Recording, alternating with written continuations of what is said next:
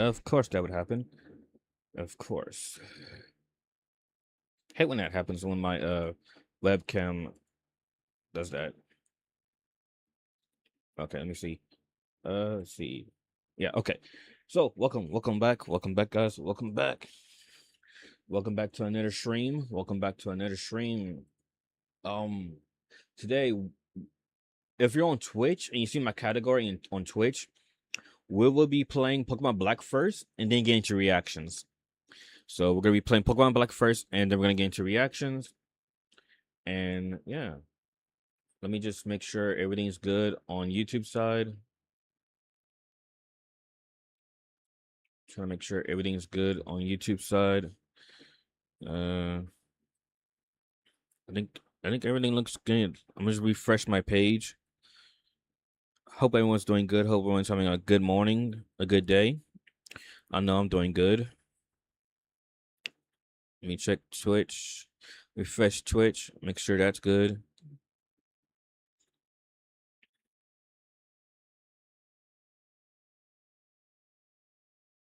Okay, that's good. Okay.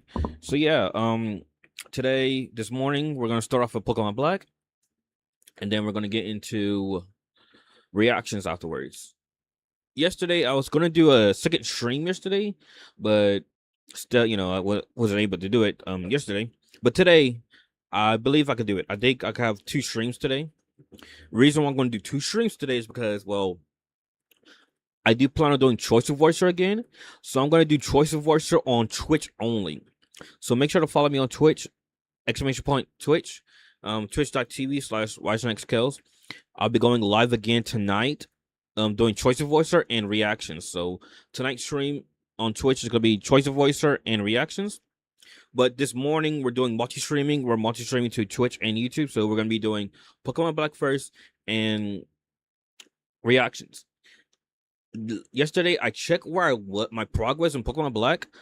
I was I'm actually at the town. I'm actually at the town for the 7th gym. I'm where I need to be. So today we're gonna be working on getting our 7th gym badge. That's what we'll be doing today. Today we're gonna be working on getting our 7th gym badge. And after we get a 7th gym badge, we're gonna get into reactions. I need to figure out my team. I think to beat ice, you need fire, rock, and steel or something. Let me see. I'm gonna have to look it up. I have to look it up. Um, how to beat ice. Okay, to beat ice Pokemon, you need fire, fighting, rock, and steel. Okay, I have a fire, our fighting, our rock. So I have to put those on my team. I need to put a fire, rock, and fighting on my team. So I need to figure out who gonna be on my team when we get started. But yeah. Further ado, let me get it ready. And then you move my OBS over here. Twin gaming. I'm already loaded up, so I just need to see. I think I do it like this. Okay. Yeah. Let's see. Let me see what it looks like on Twitch. Okay. Um YouTube.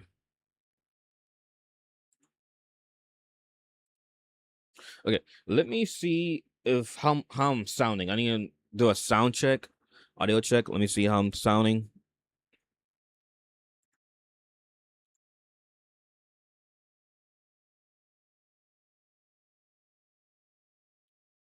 Let me see. Let me see.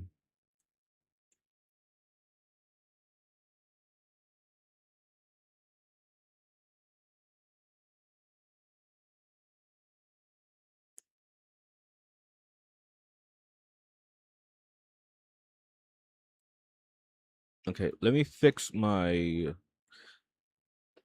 webcam a little bit.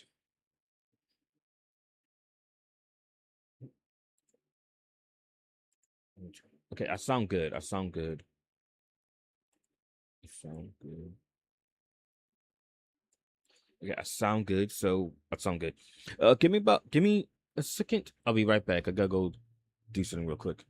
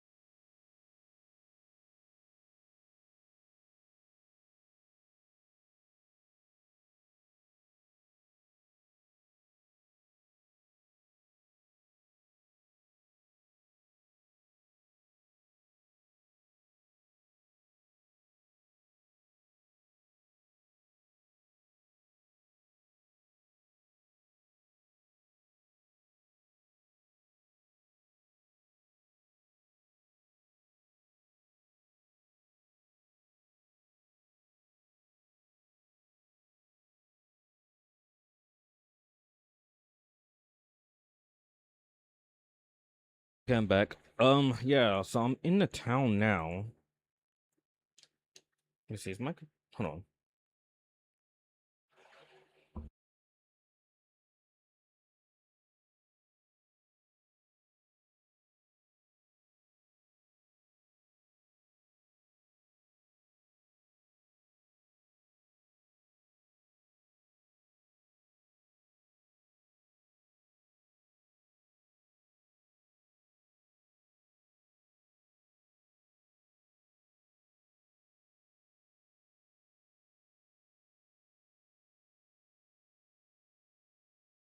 Okay, let me fix my webcam now because that deactivated.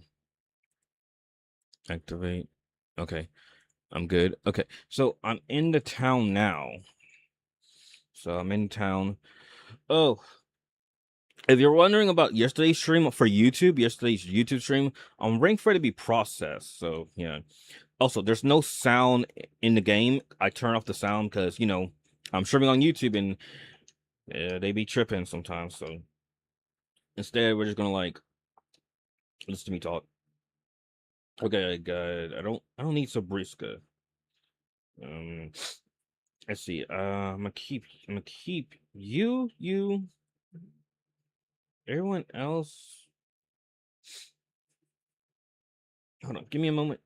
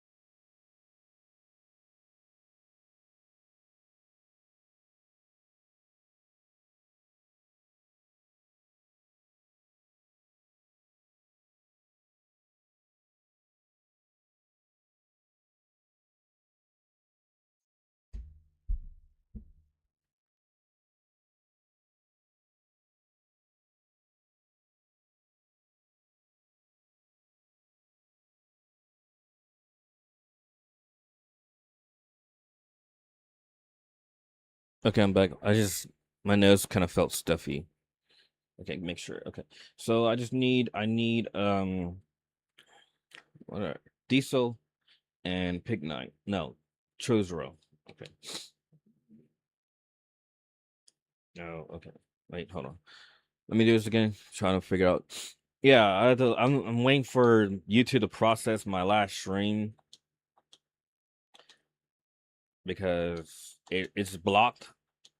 The last stream is blocked, so I'm waiting for YouTube to process it. I don't know why it took it so long to process. It's been like that since yesterday, so I've been like sitting here waiting.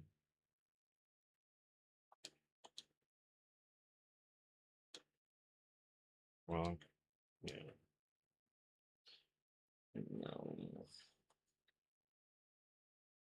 What else I got? Um, poison. I don't think poison would do. Let's see.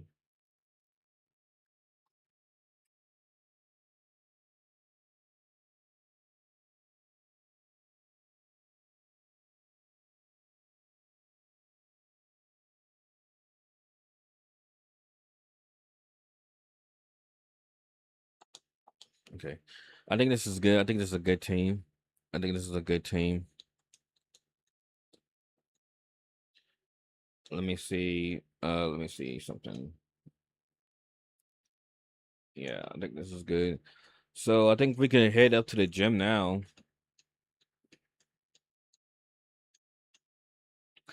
Again, I hope everyone's doing good. I hope everyone's having a good day, a good morning.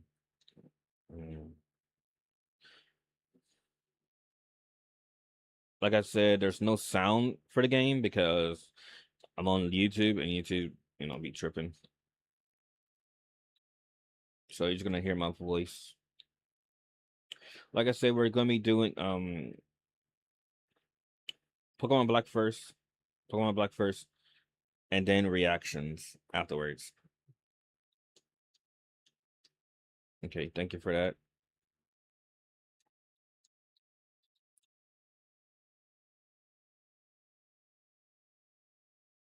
Hmm,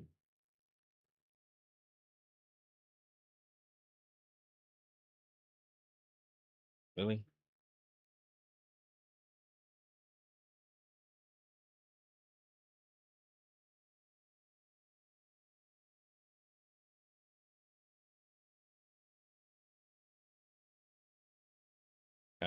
Guess I'm about to battle this guy. Let's test it out. Let's test out if my team can handle ice Pokemon. Let's test it out. I think I have Diesel up first.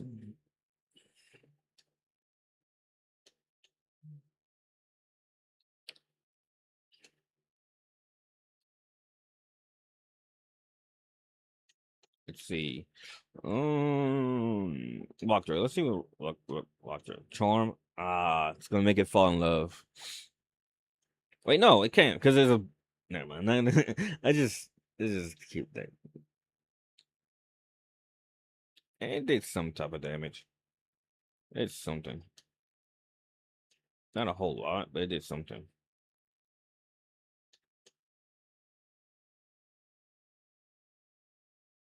Okay, that. I mean, oh yeah, I forgot it's fighting.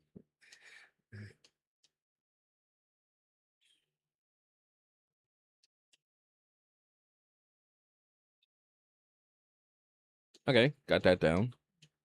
We will be healing up. We're gonna go heal up. Let's see. Ribby, go Ribby. See if Ribby can handle this. I think this gym might be actually easy. It just depends on like who I use, But I think this gym might be easy. I know the last gym I played was super like easy. Ice beam.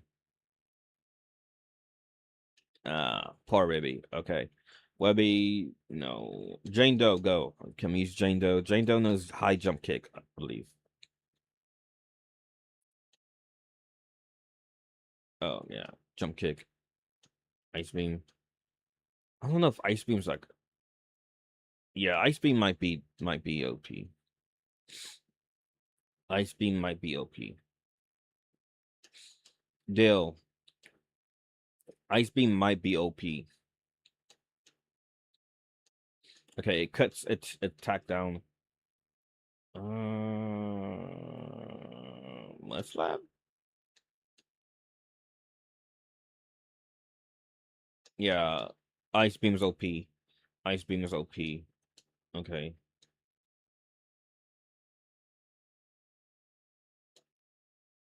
He crashed. I hope it doesn't take Choser out. No, it didn't. Okay.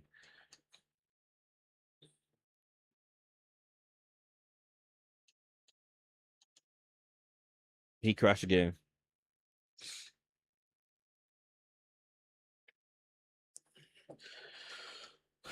Okay. So some of my Pokemon, it's you know, can't really handle. I mean, I know they're like a little higher level, but they can't like handle. But I took this team. I'm gonna have to come up with another team. When we get to the eighth gym, when I get to the eighth gym, I have to come up with another team, and then for the Elite Four, we have to come up with a good balance for the Elite Four.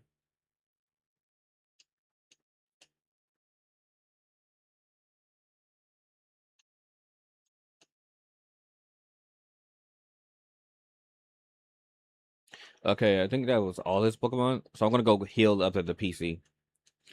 Yeah, well, Pokemon Center PC.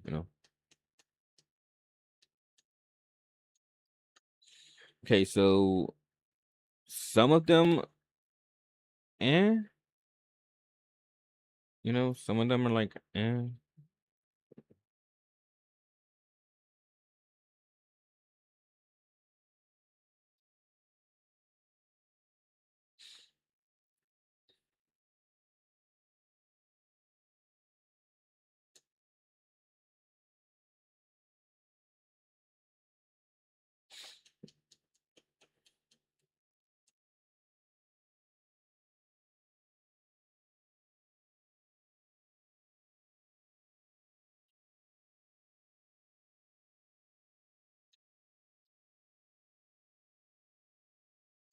Okay, I'm healed up now. Let's go back. I don't know what they're doing.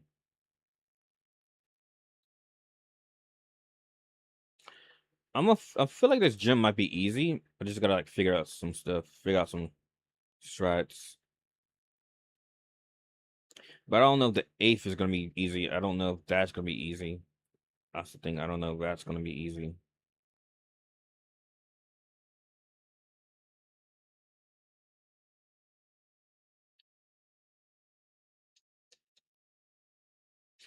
That's the thing. I don't know if that one's gonna be as easy as the last gym. Oh, I don't know. I don't.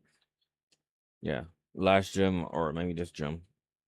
This thing needs knows ice beam, so I gotta be careful in those ice beam. Wake up, slap. Yeah, this thing knows ice beam. Oh my goodness.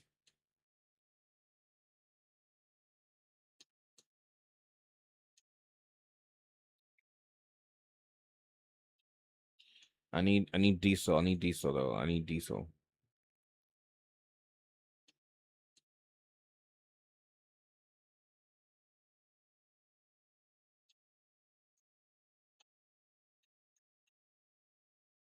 Was reflect like a protection? No, it's just defense. It's defense. The biggest reason is defense. I don't know if I have any revives. I have to check about some revives because I feel like going back to the PC. Yeah, Pokemon Center. It's like level 35. Okay, I got her.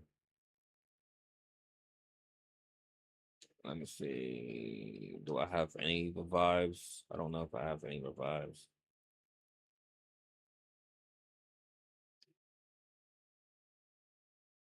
Nope. Okay. Let's go back. one more time. Hopefully, whenever that Pokemon comes up, I'm gonna have to like send out Chojuro. And I don't know if the gym leader knows. I don't know if the gym leader knows Ice Beam because Ice Beam is like really annoying. But for that particular Pokemon, it knows Ice Beam, so I have to send out Chojuro to handle it. The others fairly easy, I believe. Unless they know Ice Beam. That's the thing. Unless they know Ice Beam, yeah.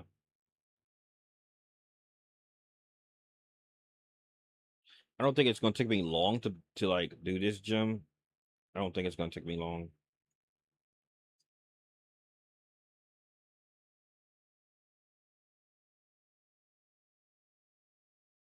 I think I go up here. I think this is where the gym leader is at. I think I don't know. Think.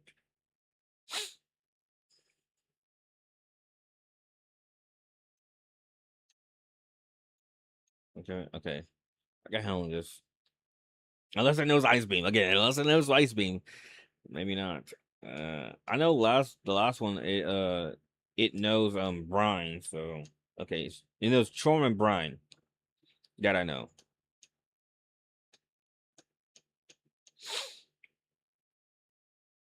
Okay, that didn't work. Look at that. Okay, we're going to go with Wake Up Slap. Wake Up Slap. Let's see how strong Wake Up Slap is.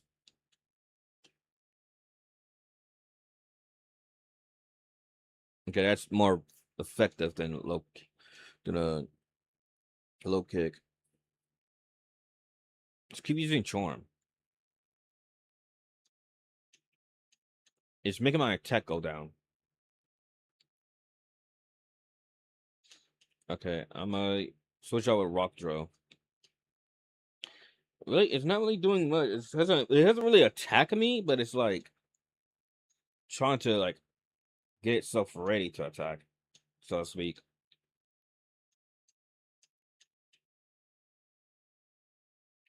Didn't even land a hit on me.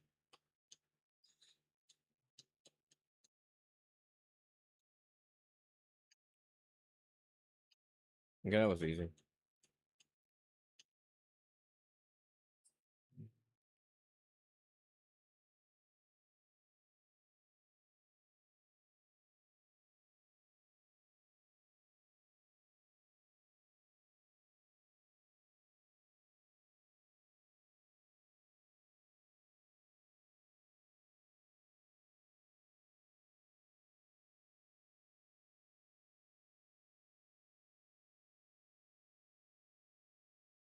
Let me see.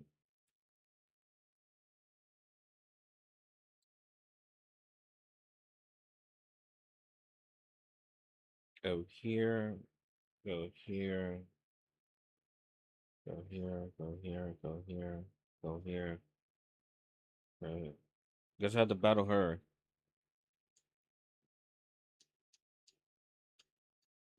Let's see. Like I said, we just got one Pokemon just sent out Chizuru.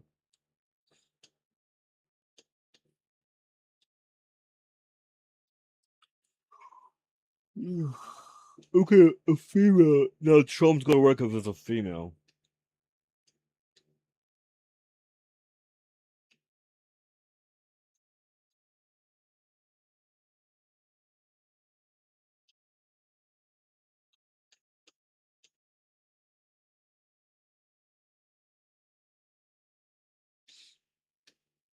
I don't want to use all my wake up slaps.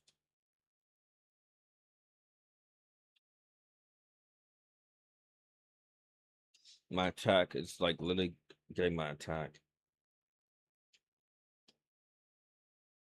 Feel a low kick. Switch it up. It's literally getting my attack down. It's really trying to bring my attack down. Oh, by the way, once I beat this one, we're playing the sequel. We're gonna play Black and White 2. Either I don't know, either I think White 2. I'm gonna play White 2. Since I'm playing Black, I might as well play White 2. So once um once I beat this game, we're gonna move on to the next Pokemon game is gonna be White 2. And after that, we're gonna be playing Emerald. We're gonna play Emerald. We're gonna play Emerald. Or should we play Heart Gold? Let's play Heart Gold instead. Let's do Black, White 2, Heart Gold, then Emerald, and then Leaf Green, and then Platinum. I'm gonna say Platinum for last.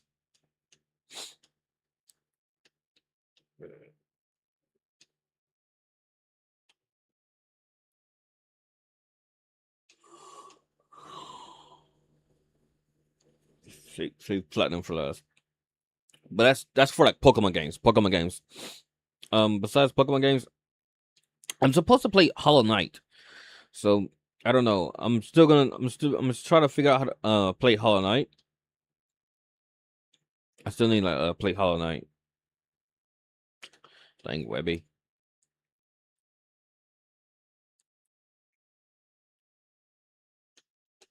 Still need to play it.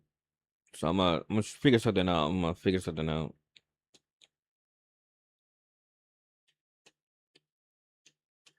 Like I said, oh, today is my last day of streams until further notice. Let you guys know. I will remind you guys at the end of the stream, but this is my last, last stream for right now. Not saying I'm quitting. I'm not quitting streaming. I'm just saying like I have to go somewhere, so I'm gonna be away from my normal setup. So, but I do plan on buying a laptop though, so that I can try to like stream. But I'm not sure where I'm going if the internet connection is as good. If the internet connection is as good, I will, start stream again. And when I start stream again, we're gonna be doing, the manga. We got manga. We got, you know, bring back the Ring novel. Play Hollow Knight. Go play Hollow Knight. Play Hollow Knight. Sorry for yawning. Um, yeah, play some Hollow Knight. Oh, I just realized I gotta get a controller. Thanks.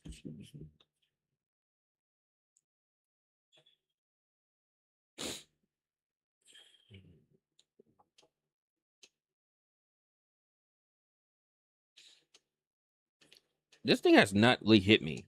I just realized that it has not like really hit me.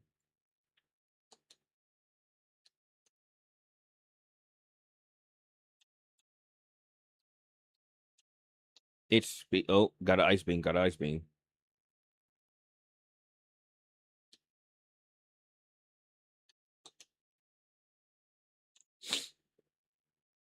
I'm gonna heal up. I'm not gonna do the Pokemon sermon. Just like heal up what I got.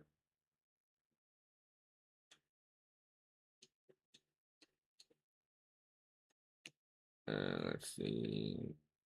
Now I want to use ice beam. Let me just hit it. Anyway, sorry for yawning. Sorry for yawning.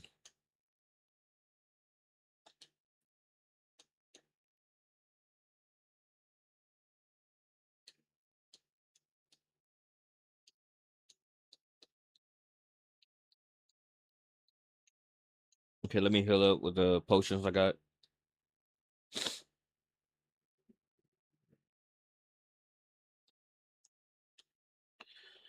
Let's see. Got about 6 of these.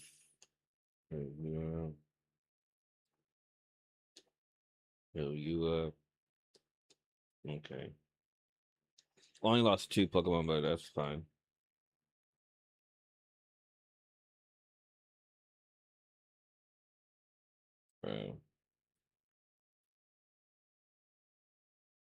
Okay, what do I?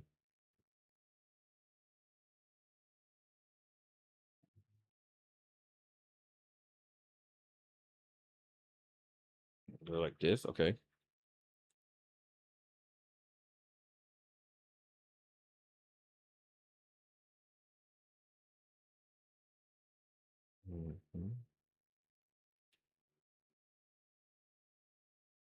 Okay.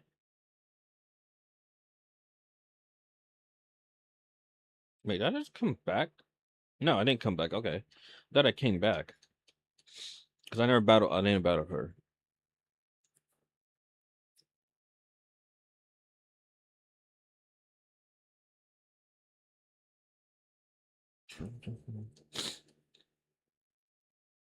I thought I battled her. I didn't battle her.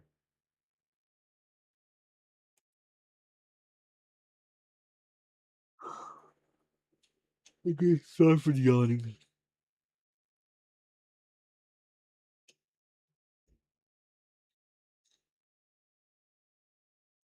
Ice beam. Of course, it's the ice beam.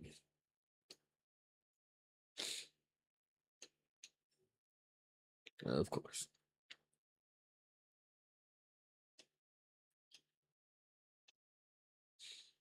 Let me see. I'm trying to think of something. Oh, okay. Hold on. I'll be right back. Let me go take a little quick bathroom break. I'll be right back.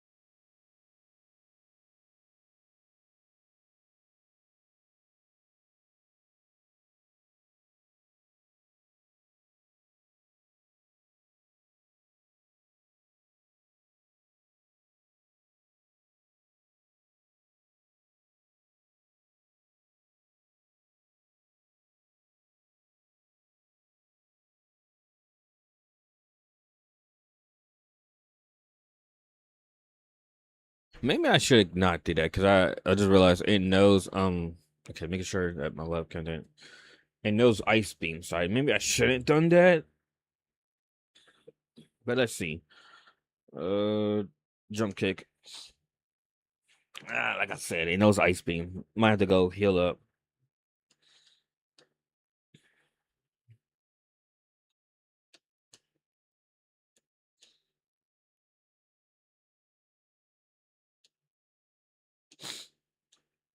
Oh yeah. What I was thinking about. Since I'll be away from my normal setup and wherever I'm going, I'm thinking about buying a laptop. I think first what I'm gonna do first is I'm going to edit some videos and upload videos. I think that's what I'm gonna do first before I stream. Before I do any type of stream, I'm gonna like edit my videos and upload them. That's what I'm gonna do. I'm gonna edit and upload my videos. That's my insurance. Is it worth? I like my moves. I like my set right now. I like what I got right now.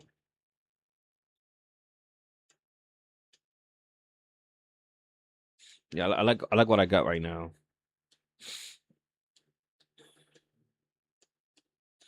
I think I'm about to evolve now. I'm about to evolve. I'm evolving, okay. But like I was saying, I think I'm gonna edit some videos and upload videos. Then once I get my videos edited and upload, then I'm gonna stream again. But I'm gonna try to stream. I don't know if like again where I'm going. I don't know if the internet connection is as good to stream, but I'm gonna try my best. I'm gonna try my best. And speaking of my streams, I'm trying like because you know what we do over here we do reactions. We do reactions and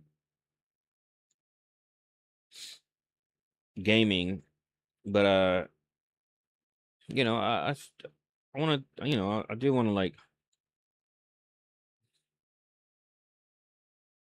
do more. I do want to do more, but I mean, time as time goes on, we'll do more. You know, I think whenever we do a whole. I feel like we do a whole lot. Sorry for yawning. Man, sorry for yawning.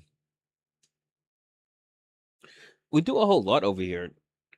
We game, we react, we read, we read books, we read manga. So we do a whole lot. I mean, I don't know. I feel like I put too much pressure on my own self and have too much expectations for myself.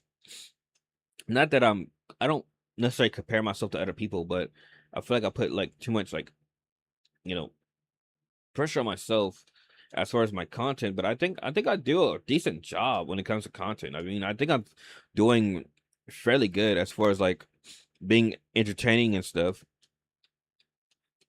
So I don't know. Sometimes it feels like, oh, I'm just a nothing burger, you know. I don't want to feel like my streams are nothing burgers or burger streams. You know, I don't do I don't do burger streams or nothing burgers. I mean, I really, like I said, like one day we're gaming and reacting, next day we're reading manga and stuff. We're reading. I'm still need to finish the Ring novel. You know, we're doing a whole lot. We do a whole lot on here, over here. So it's not like I'm not doing nothing. I'm giving you guys something of value. Oh, and we learn languages. We at one point we were learning Japanese. I need to bring that back. I need to bring back the Japanese lessons on stream. So, I need to bring back the Japanese lessons so that I can move on to the next language, which is Spanish.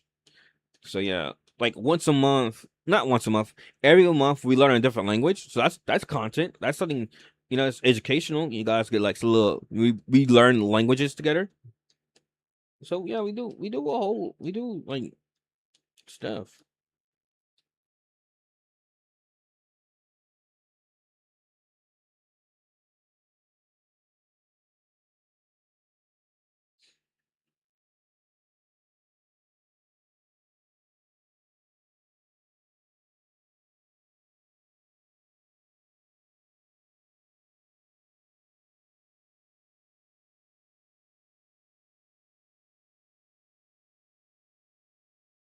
Okay, what is do I go down here?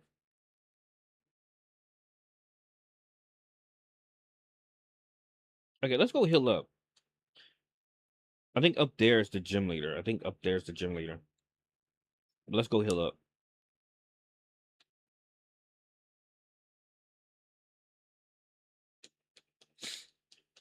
Yeah, we do a whole lot, man. We do a whole lot. We don't just like do nothing. I mean,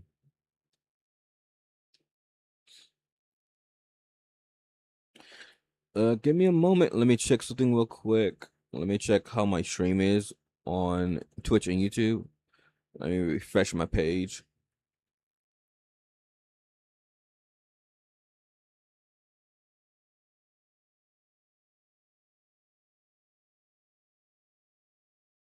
Okay, that's good. Oh, Twitch is good. Let me check YouTube. Make sure YouTube's good.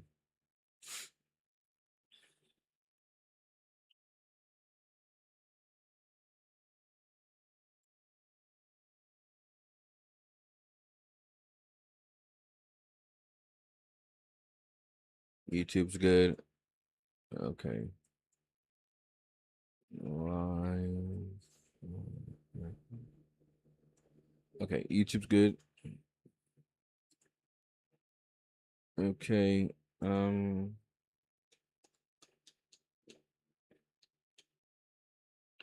Okay. Give me a moment. Let me check something on my phone. Check something on my phone.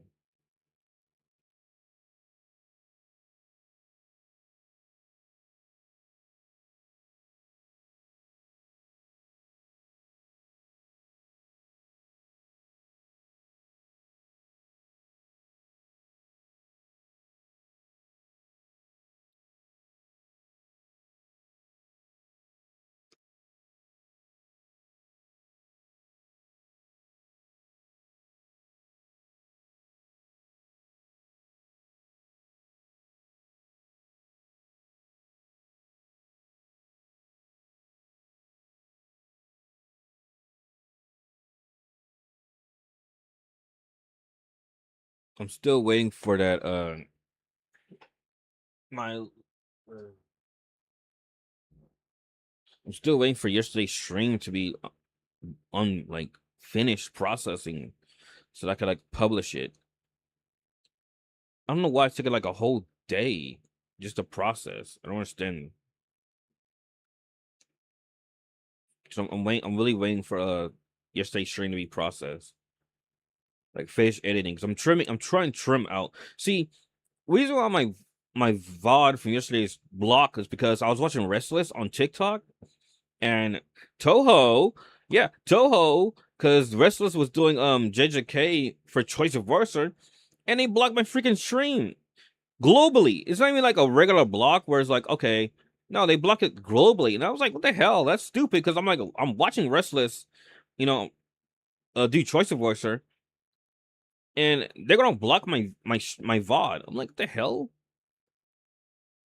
So now since yesterday, I've been like cleaning up parts of the VOD. But the thing is, they're not they're not letting it's not taking a long time just to process. Like, why is it taking so long just to process the VOD? Like, come on. Like, it don't take that long. This is like the first time this ever happened to me where it's taking like forever to be processed to trim out parts that, you know, are copyrighted. Like, I don't understand. Like, why is YouTube taking so long? Because I'm waiting for it to be processed so that I can publish the VOD. So you guys can watch yesterday's stream. But for the YouTube people, if you're a Twitch person, the VOD's still up on Twitch. It's just YouTube, man. This is why I don't like to stream on YouTube too much. But I do it because, I'm trying to grow my channel, and I figured streaming on, everyone. Well, I've been doing it before everyone, so not necessarily, what I mean. I multi stream before, but what I'm saying is, most people are now getting into multi streaming, and it's good to like grow both your platforms by multi streaming. So that's kind of what I'm doing. I'm trying to grow both my platforms by multi streaming. But the problem is, like, why is it taking so long? Taking so long to freaking process to trim out parts. I don't get it. I truly don't get it. It never took this long, and now all of a sudden it's taking long. It's crazy.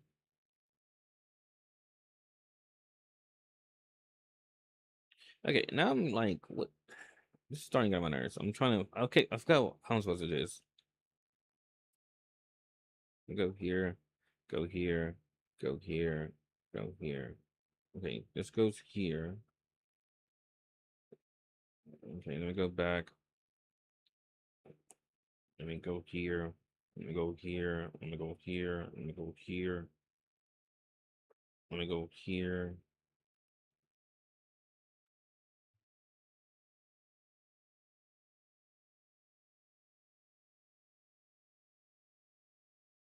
Okay, sorry, I was talking and yeah.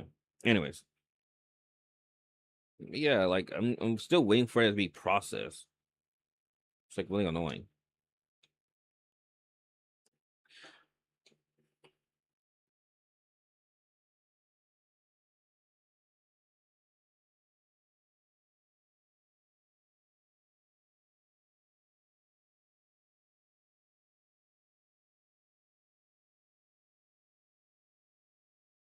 No, no, no. If I go this way, I'm leaving.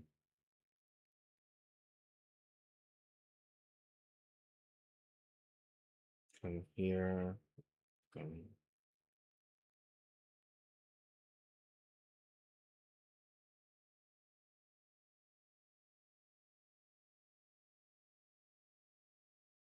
Okay, I'm trying to figure this out. Go up here. Trying to remember what I did. Okay, that's good. And then come right here.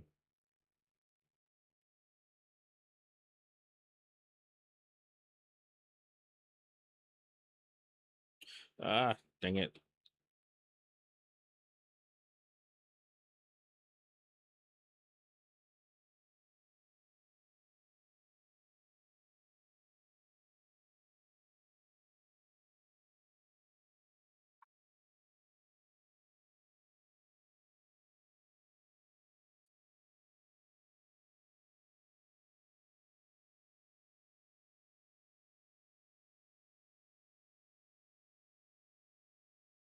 Okay, got it. Okay, we're here now. The 7th gym leader. We're here. Let's see if we could get this. Get. Let's see how easy this is gonna be.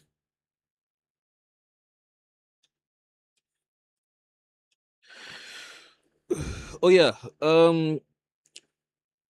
While I'm away, I'm learn how to do thumbnails. I want to. That's one thing I want to do is learn how to do thumbnails.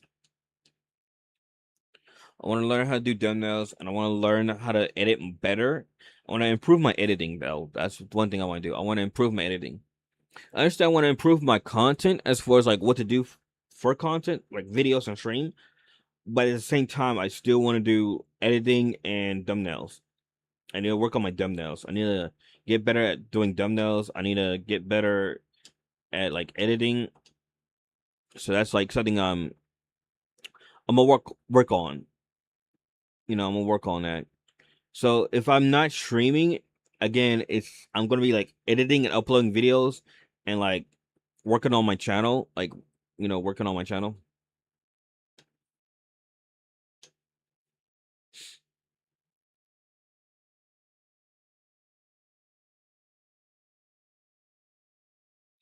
Okay, Diesel's gone. Um,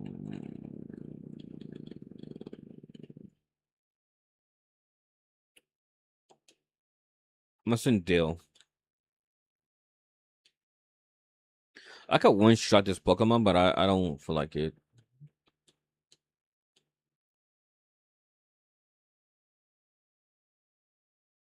Santum.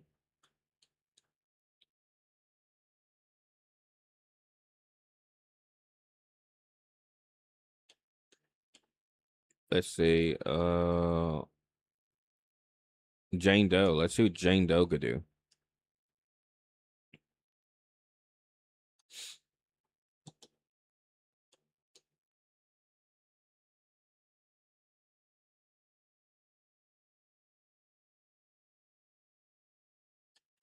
Okay, might have to just one shot this Pokemon.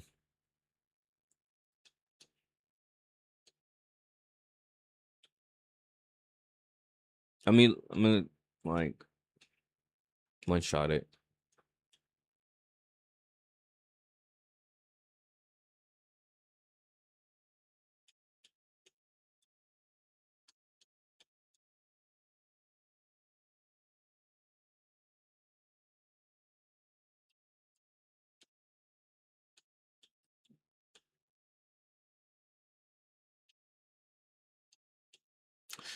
Yeah, I'm going to use the Hover Potion.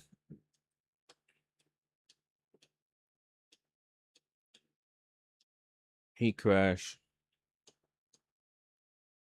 I'm trying to figure out what beats Dragon. Cause I think the next gym, the 8th gym, the final gym is a Dragon gym. So I'm gonna figure out like what beats Dragon. So after this, I'm gonna like look it up, Google, like look it up on Google and like figure out who I have back in the day that I need to go with me to battle the 8th gym.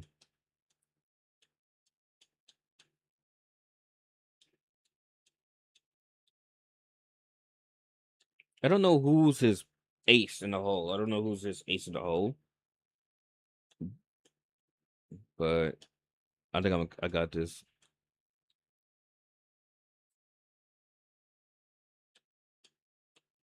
Okay, no swagger. What's swagger do? Intimidate or something? Oh, my attack rolls sharply. It made me confused. That's what it wants to do. Want to confuse me. What the hell? Why is that so?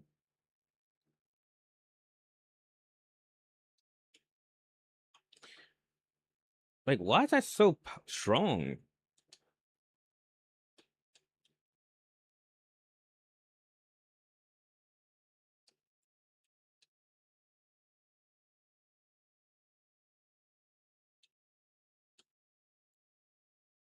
Okay, it might be his powerful Pokemon. Oh my gosh, it's come on, don't hit yourself in confusion. Okay, got that done.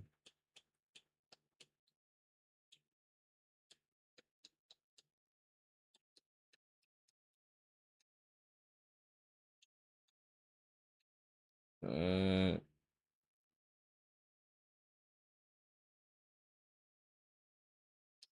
Just seems scrappy. I'm pretty sure he knows Ice Beam. I don't know. He might know Ice Beam. I don't know.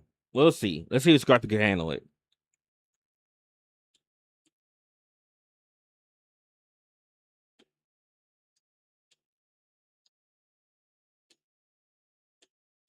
Okay, he's using Reflect. It raises defense. Huh? I broke through his reflex. That was easy. Okay, we got the seventh gym. We got one more gym to do. Next time I come back. Next time we got the eighth gym. We got the eighth gym, and then we got the Elite Four. Next time I come back. But let's assemble the team after this. Let's assemble the team. Once we assemble the team, we are going to do reactions.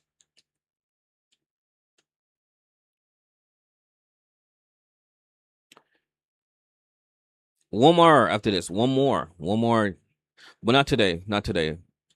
We'll do the eighth gym another time, another day.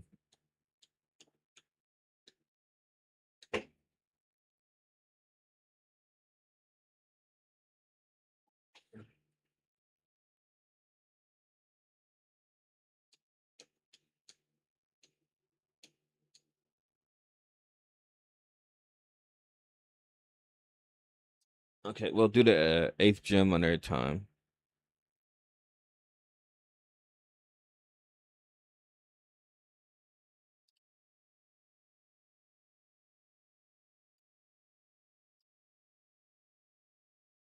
Uh, Please don't. But I don't know.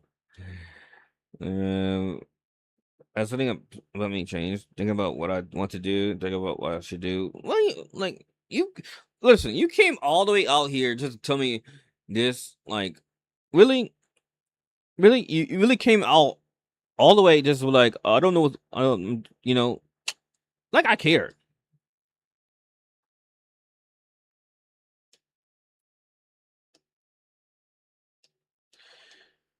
Having a freaking life crisis right now in front of the gym. Like, bro, I don't care. Like, that's the thing. He coming. Like, I just got my seventh gym badge. Y'all standing outside the gym having some life crises. I don't care. Okay, I'm trying to celebrate. I'm trying to turn up. What the heck? That ain't my problem. Telling me I don't know. I don't know if I'm strong enough, or if it's my Pokemon strong enough, or I don't know what to do. Like, I don't care, man. Ain't got nothing to do with me. Shoot. Shout out Twilight. I mentioned was don't speak only with Kels. But as I mentioned for you, come to Dragon Spiral Tower. It is there that our Lord in waits for you. Now our mission is complete. Okay. What's going on? Hey, tell me. Now hang on, young man. If you're here for a gym challenge, hang on for a bit. I've got to enter the Dragon Spiral Tower. I'm going to. Dragon Spiral Tower is the north of here, right? Okay, what should I do? Enough to. Okay, we're going to Dragon Spell Tarot, but first let's heal up. Let's see. Dragon. Right. Let me see something. Let me check my phone. See. Let's see what I got. I don't know what I got. As far as like, if I got any. See, what means dragon?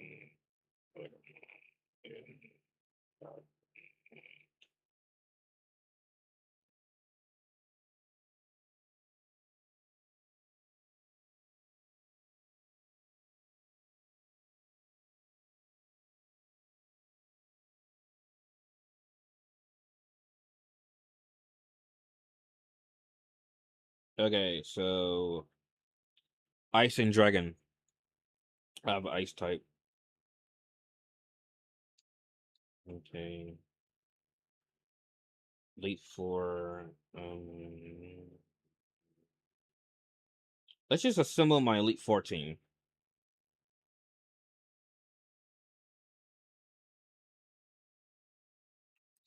Let's assemble my Elite Four team.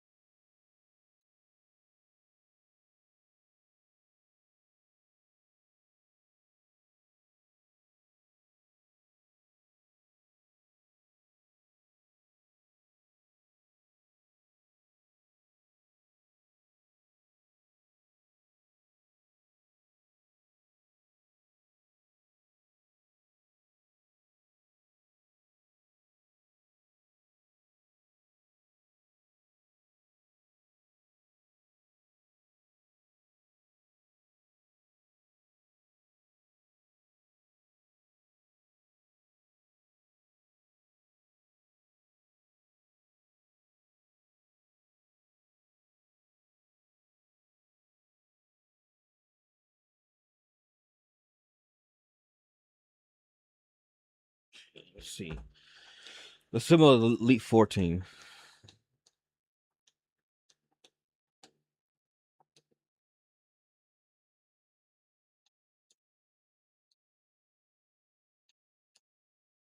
Put everyone up, and I'm gonna figure out who I want to take from there.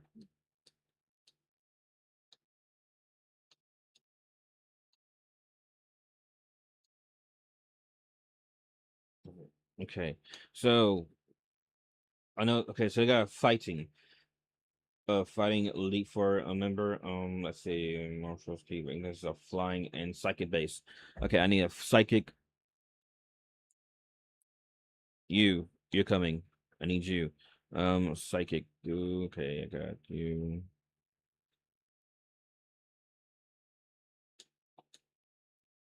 Okay. Wait. I need a bug. I got a bug, of course. Okay, I need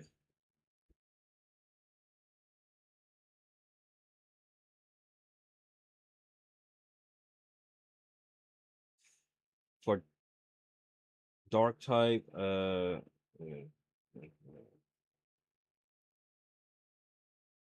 Dark type. Entry coverage. Um,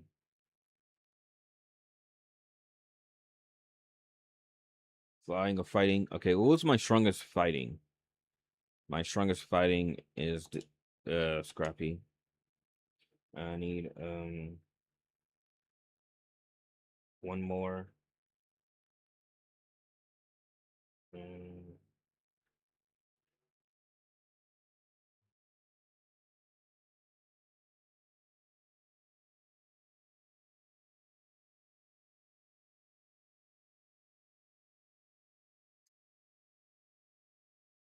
let's see.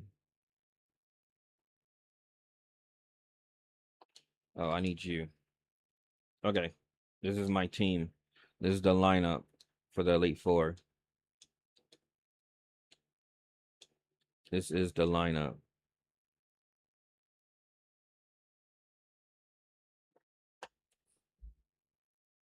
This is my final team. This is my final team.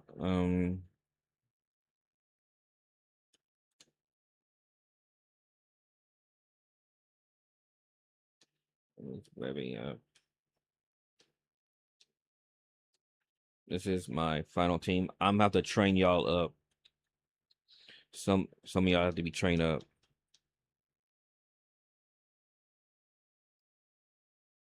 Max.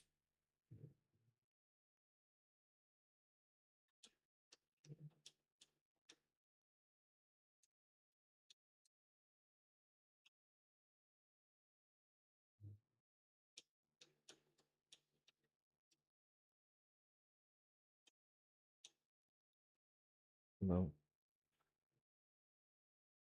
10 of those.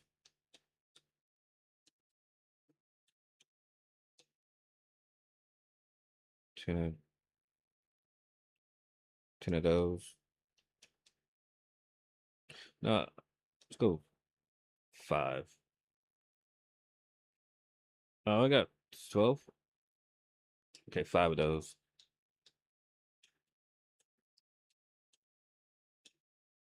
How much I got in my bag? Okay, I got none. Okay, 5 of those. 10 of those. Okay. How much is this?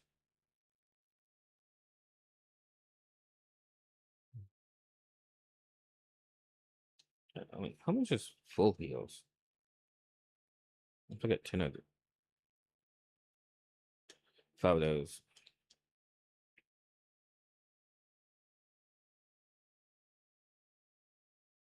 Might as well sell all my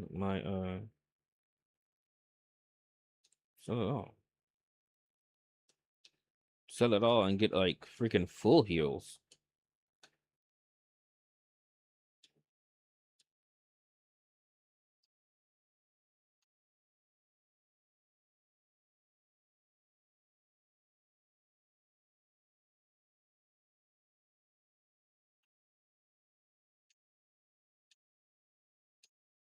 Yeah, I'm about buying a bunch of full heals.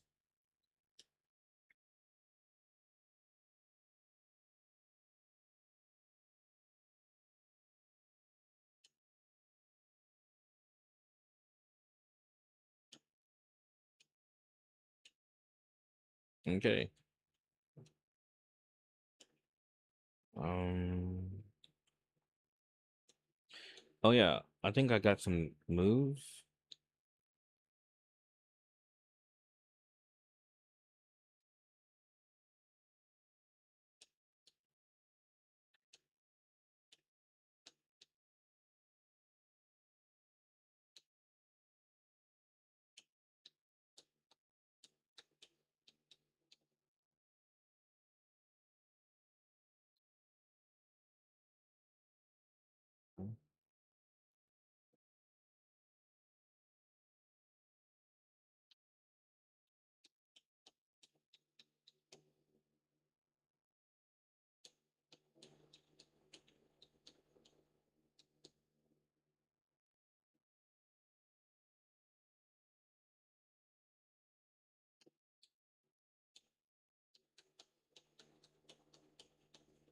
Okay. Boss breath. Yes.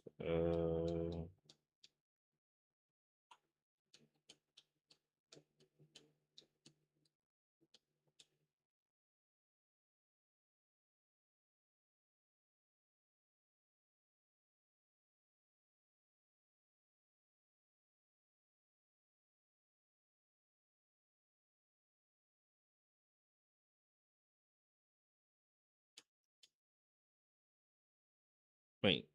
Dang, I don't know what was the one in the top.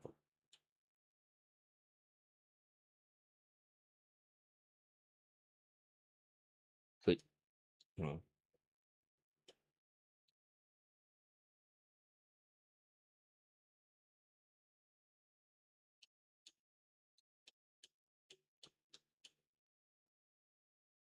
No.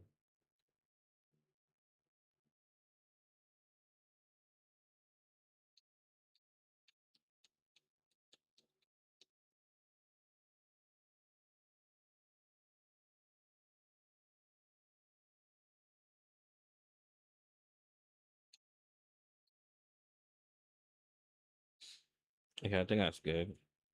Let me heal up. Let me see if I need to heal up again.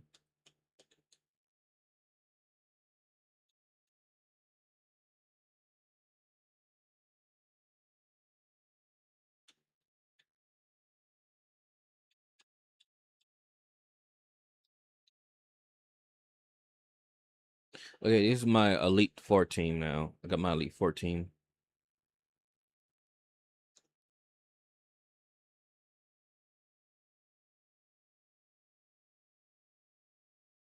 Okay, next time we'll be doing this. Next time.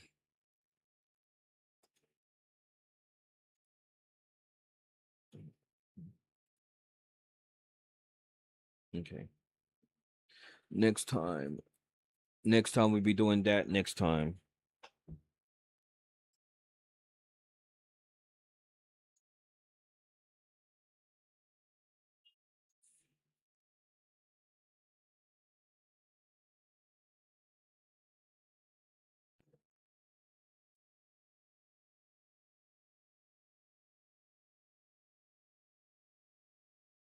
Okay.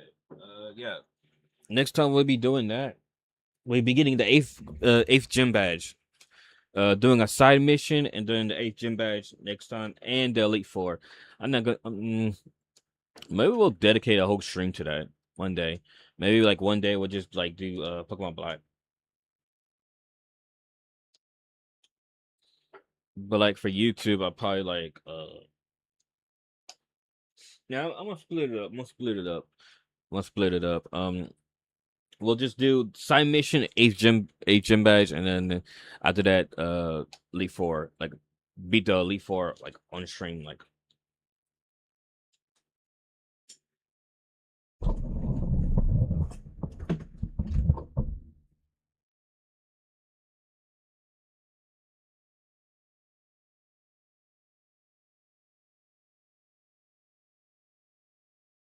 Okay, let me get stuff together. Let me get some stuff together. Let's see, did I? Yeah, okay. Just making sure that's you know. Let me get some stuff together. Let me check my streams on both YouTube and Twitch. Make sure those are good. Mm,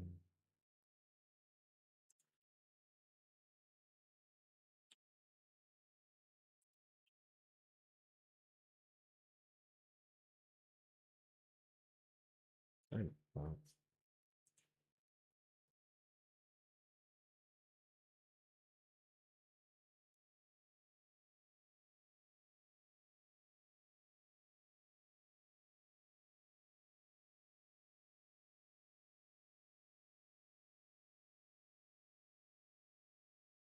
Okay, I think that's good right there.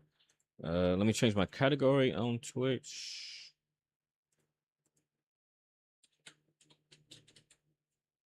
to just chatting. Okay. Um, let me refresh the page here. Okay.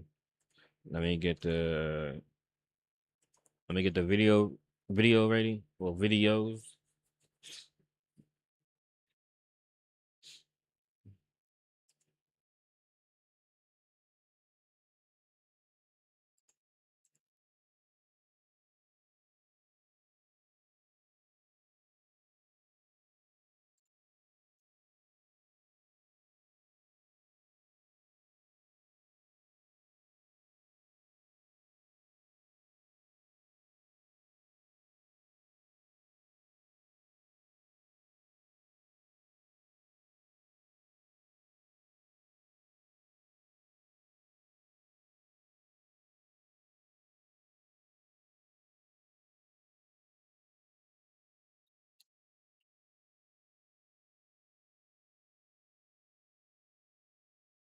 Oh, The Witcher 3 is getting remastered. Okay.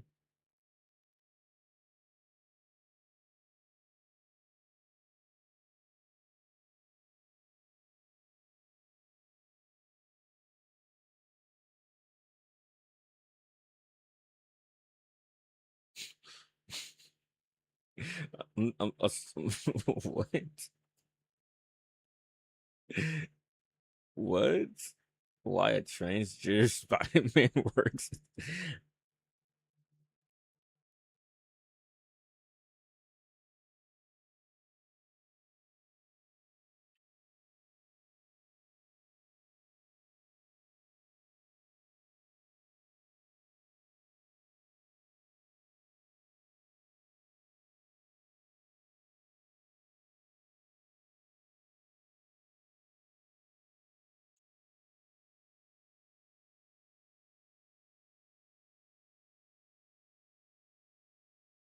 Yes.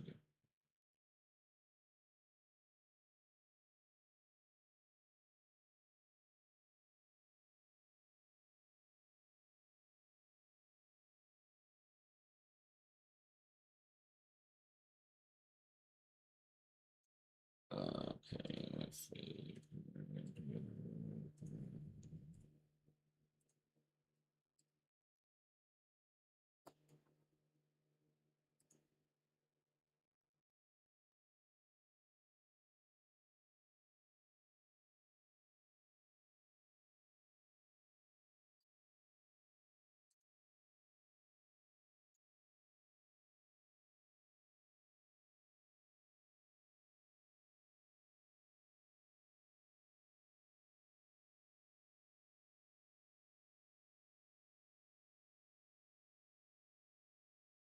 Okay, I'm just getting some stuff together.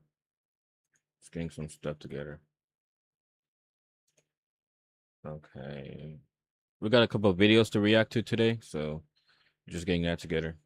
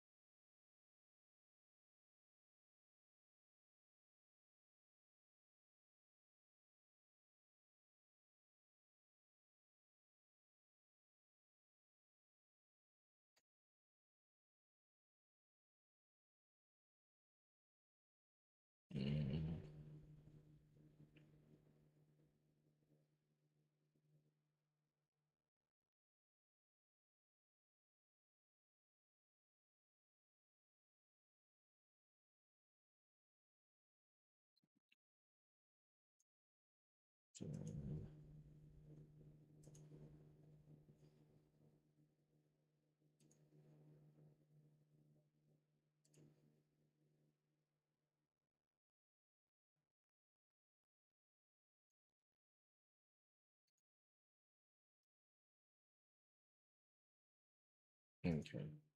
I'm trying to figure out what videos to like watch and react to. Do I want?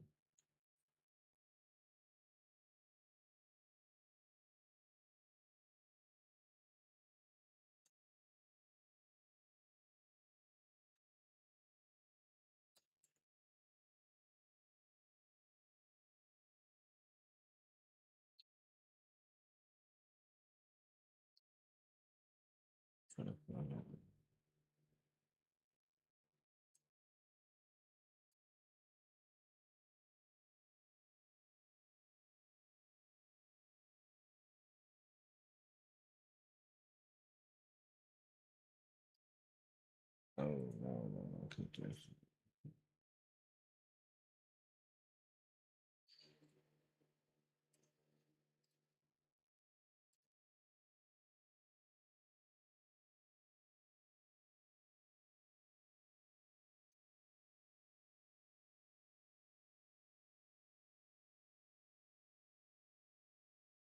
One, two,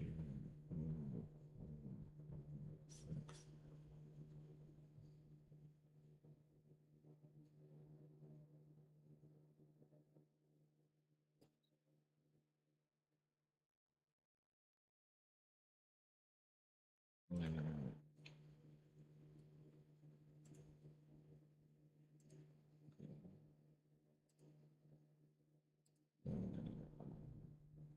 Just give me a minute.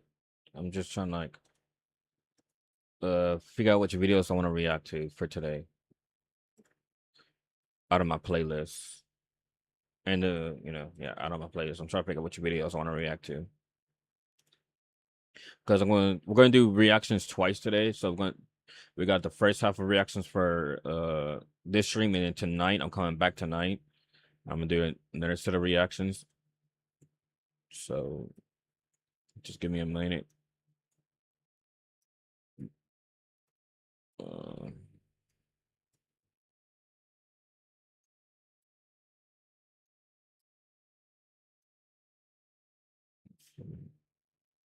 one, two. One, two, three, four, five, six.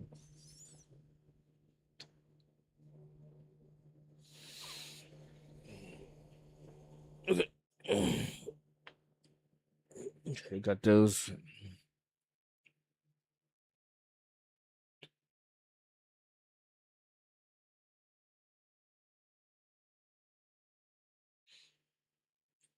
Okay, I got that. Let me see something.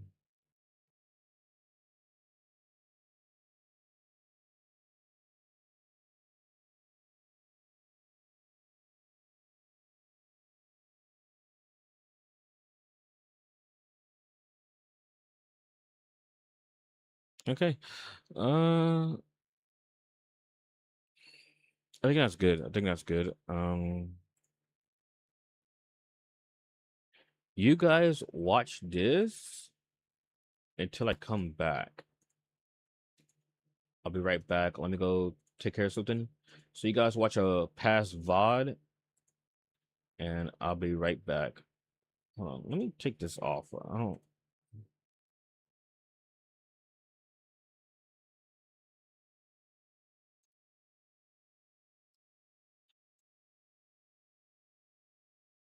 Okay, good. I took that off. Yeah, I'll be right back. Just watch this. I'll be right back.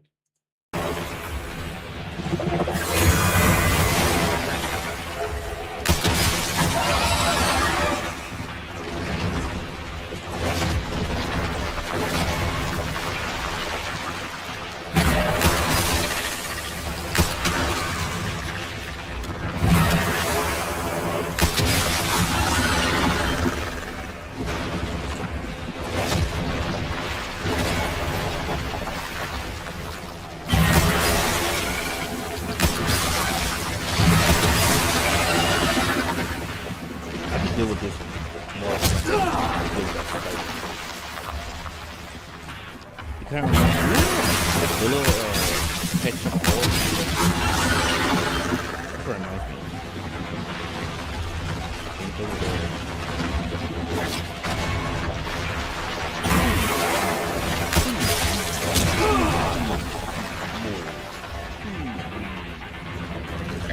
I love that.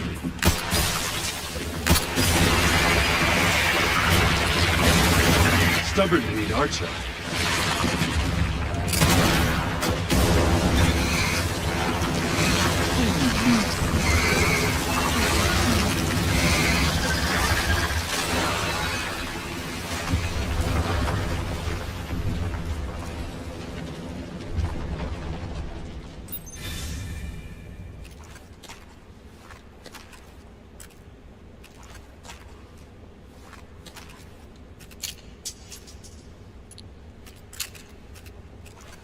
Okay, I'm gonna take a little quick bathroom break. I'll be right back.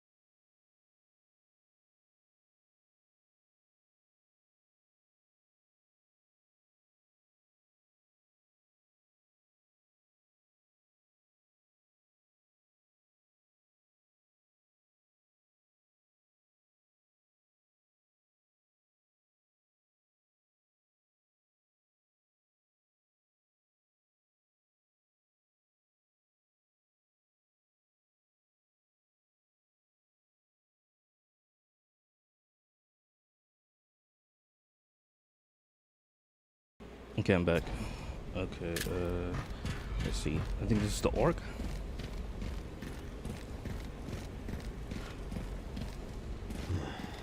This must be it. We're here, guys. We're here. This is it. We're at the final point of the game now.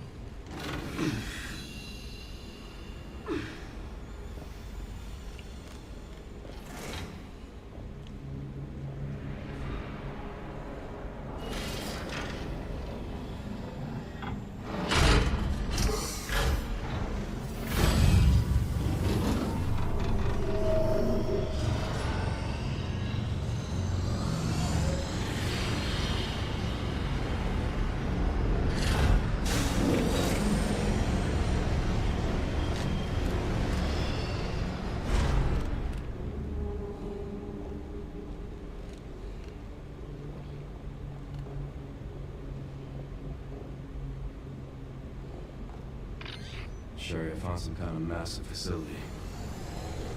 What do you think it is? I'm seeing supplies with the logos of the usual suspects. Well, whatever it is, clearly wasn't meant to be found. Yeah.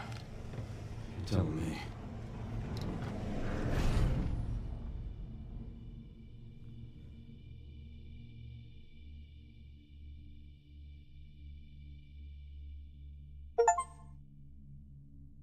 Yeah, we found the orc now. We finally found it.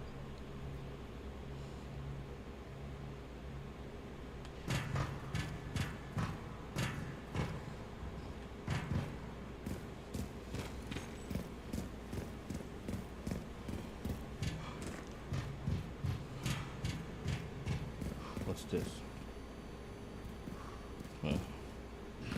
Must not mean nothing, okay. What in the world? Oh. Just turning on.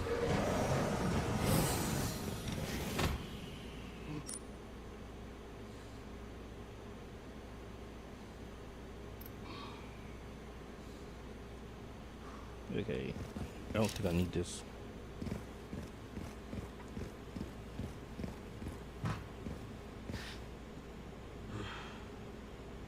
Let's see what's down here.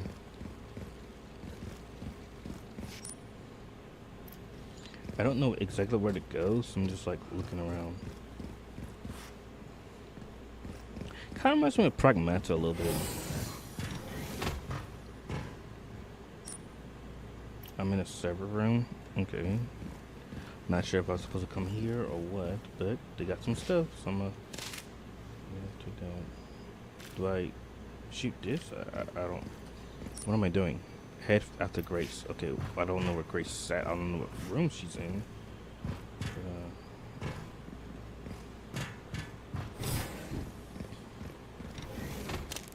Okay, if we did that, that means I'm on the right path.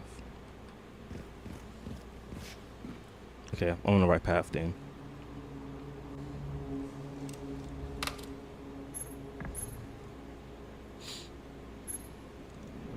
Where is that?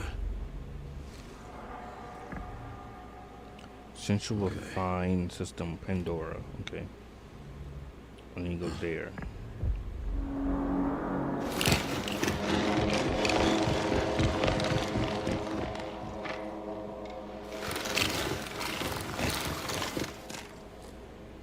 I'm getting the feeling I'm not wanted around here. Okay, okay.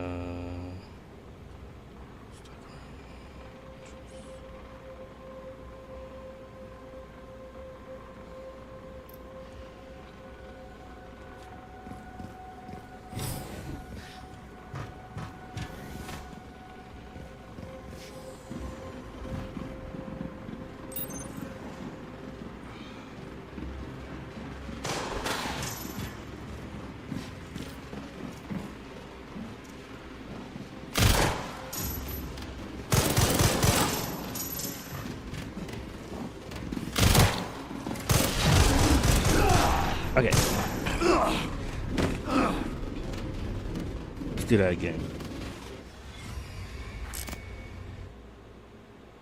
I wonder if I could just...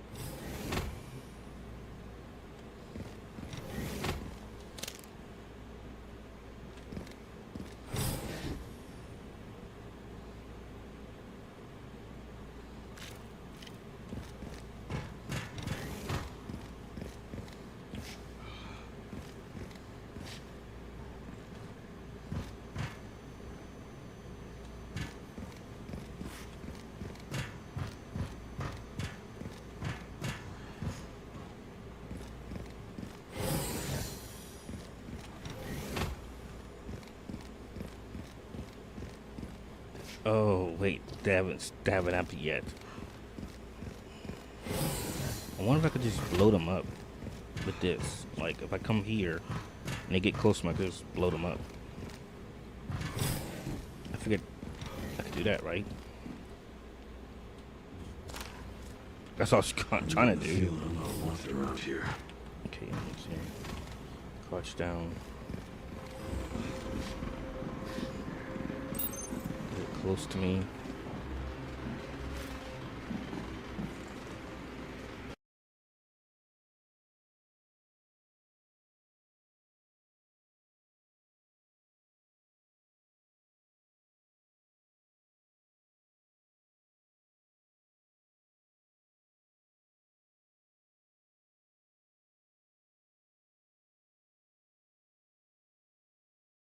Give me a moment. Let's see. Am I okay? So I got me some food to eat because I'm kind of hungry. So I'm gonna be watching something while I eat, and then we're gonna get to actual reactions. I don't want to like react while I eat. So we're gonna get to actual reactions after I eat, like the real reactions.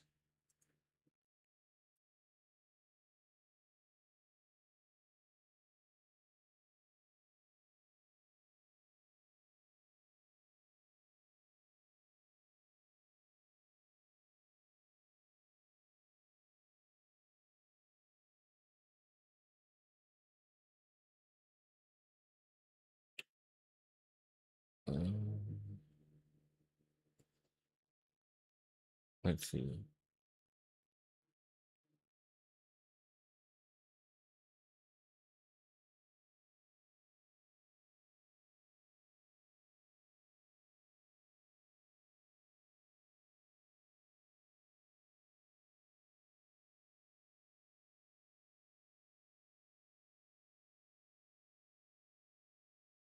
Wait, I think I got a video from my reaction playlist I can react to while I eat. Then we're gonna get to real reactions. Let's do this one. Let's watch this while I eat.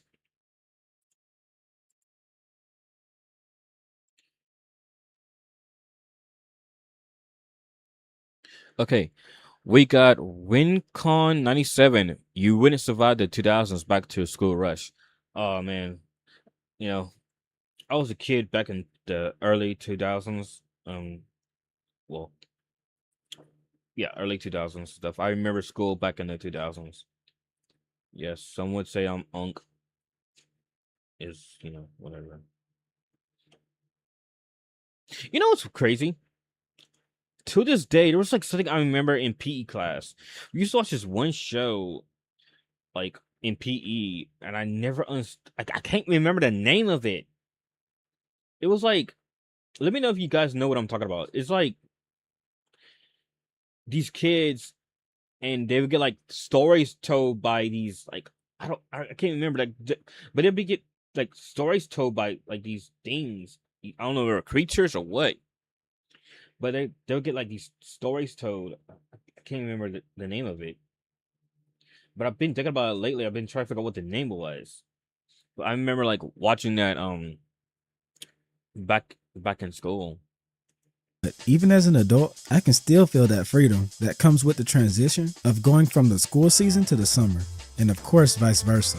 As a kid back in the 2000s, it felt like this was an unavoidable circumstance, possibly more than now, even with all the constant internet connectivity. The whiplash of going from playing Kingdom Hearts all day and watching Toonami in my underwear all summer. Oh man, the good times, man. Yo, and Maguzi, guys, remember Maguzi? Pronouncing right? Oh man, it was like I'll be at my aunt's house watching Cartoon Network and like watching Maguzi, or I'll be at my grandparents' house watching SPD with my cousins, or like watching Cartoon Network. Oh, the good days, the good days. Like that summer break before school, just like watching TV and playing video games all day.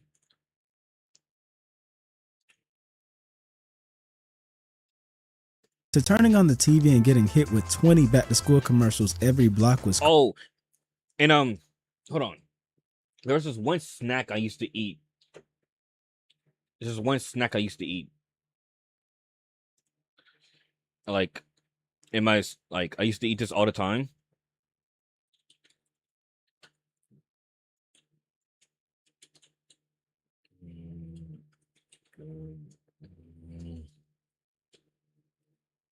What was the name of it? It was like yogurt. It was like a yogurt. A yogurt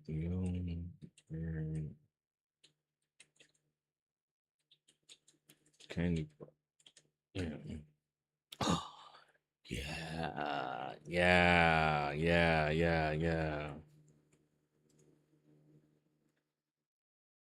Okay, that and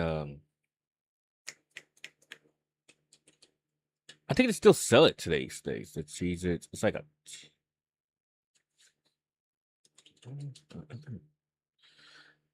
Yeah. They still sell this today. But that's not.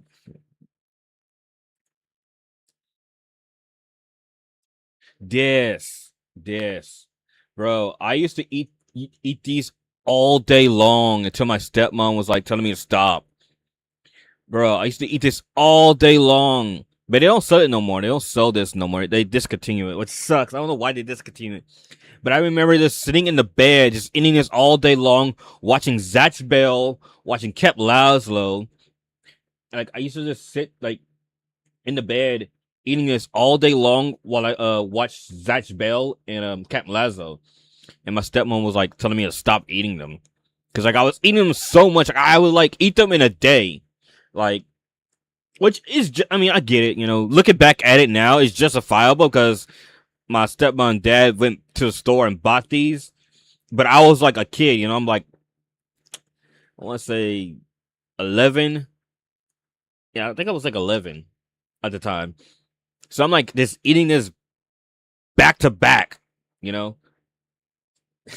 the good old days. Sucks they don't make these no more.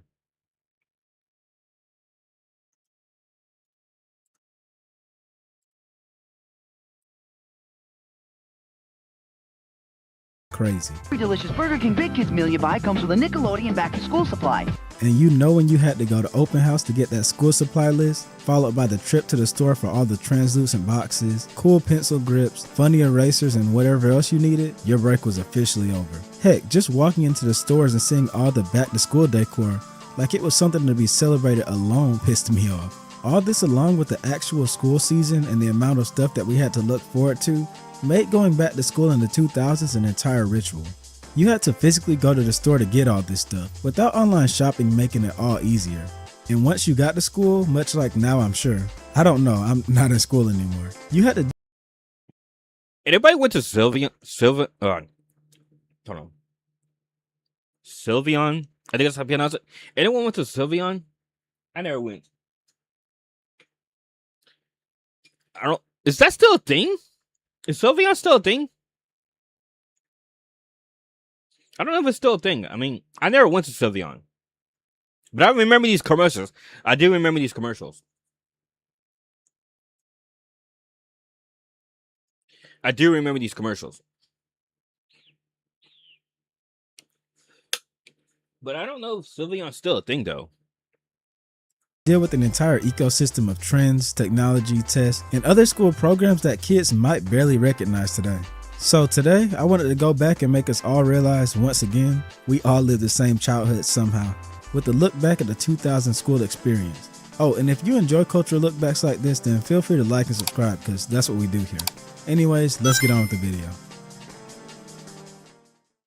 Once August came around back in the 2000s, you knew you were going to see a few staple stores on every channel with a hint of a kid's audience. I don't know if I'm muting because I'm eating, but let me hear that back. I don't know if I said. No, let me hear that back.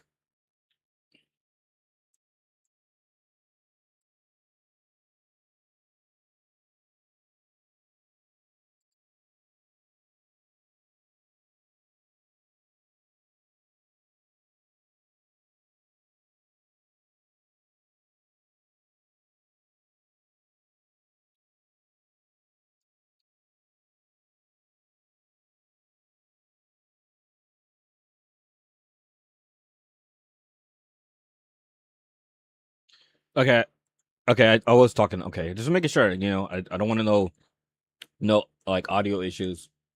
But like I said, I am eating, so that I'm my mic muted. Kmart, Walmart, Target, Staples, Office Depot, JCPenney, Ames, and Old Navy were a few inescapable names that would regularly spam the tube with constant back-to-school commercials. Each of them filled with smiling kids like anyone was excited to wake up at 5 a.m. to get ready to learn all day. Every commercial was always just the 5 a.m. Who's getting up at 5 a.m. to go to school? premise of summer is over, now buy things. Whether it was clothes, actual supplies, or some other basic school need, it added to the distinct identity of the season, making it akin to some anti-holiday that no kid was trying to celebrate. And that infamous school supply list that required you to actually go to the store made it all the worse. Yeah, I know some of you freaks out there like school supply shopping. I hated it. Listen, I already hated going to the store with my mom back in the day. Now I'm stuck going for stuff that I don't even want. Pencils, crayons, glue sticks, folders, notebooks, index cards I never used, tissues, hand. I can't remember if I went school shopping with my mom back in the day. I can't remember. It's been so long. I can't remember like I can't remember like middle school, high school, but like elementary is like I can't remember like going shopping.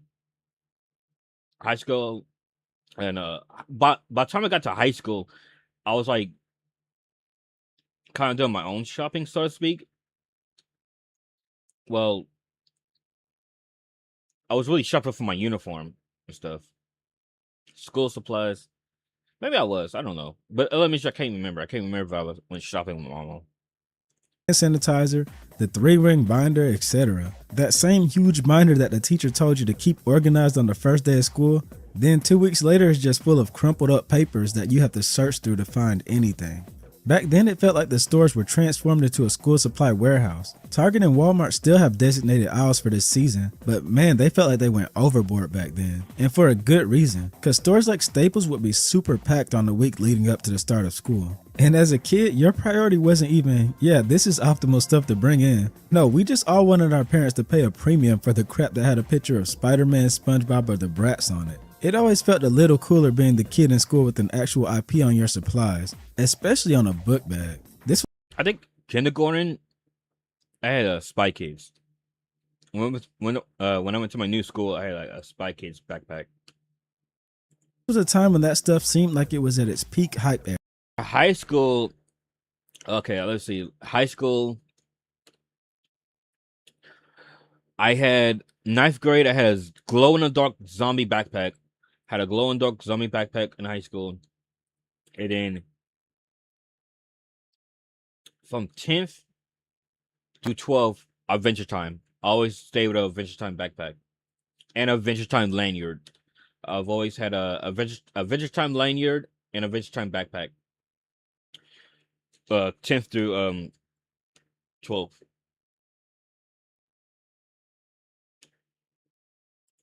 But after all that and the clothes shopping, the worst part of it all was actually going to bed early for the first time in months because it was time to go back to school that next morning. But hey, screw talking about the first day of school. I just want to skip to those shared experiences that we all had. Things like walking into the classroom and always seeing that CRTV that was barely hanging on in the corner of the classroom, the calendar that every class had for some reason, the pencil sharpener that never worked, and the old overhead projectors that used to put me to sleep during math.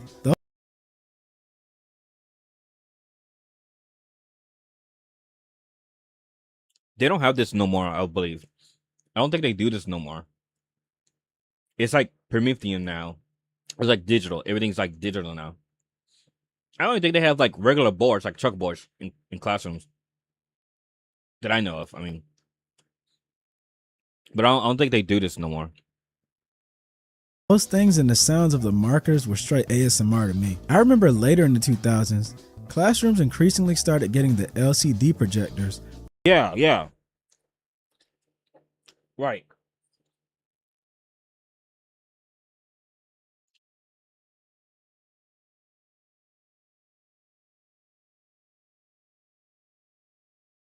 Yeah, I remember the transition from the overhead to this. I remember the transition. that were connected to computers. Suddenly the teacher could show PowerPoints, YouTube, and all that. For a while when those were introduced, somehow watching a 5-minute educational video felt like getting the day off. But it was nowhere as good as when a teacher rolled in that old TV for us to watch Bill Nye, The Magic School Bus, or The Eyewitness Show. My personal favorite was every Friday in my elementary classes, my teacher would play a Goosebumps episode and we'd be able to use some earned points to get prizes, you know, candy and toys. And I didn't play about that, and I swear every week I would always have the most points because those goodies were on the line. But what was better than that was playing hot cross buns on those screechy recorders for some reason. What? Nah, I'm kidding, it was the computer lab. Going into there actually felt like going into another world for a bit. There was always some task we had to do, and if you finished early, you could play on a few sites like Pop Tropica, PBS Kids, Oregon Trail, or something like Kid Pix. Anyone remember that? No. Okay, let's go back. Say what I gotta say. If you finished early, you could play on a few sites like Pop. Nah, I'm kidding, it was the computer lab. Going into there actually felt like going into another world. These were on the line. But what was better than that was I do want to talk though. I do want to talk.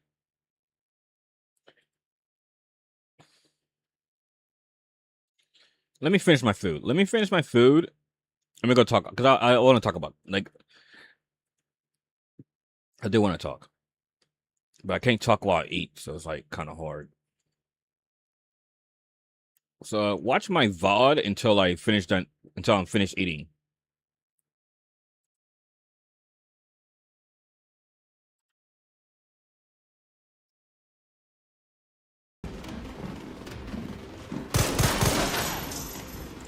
Wait, what's this?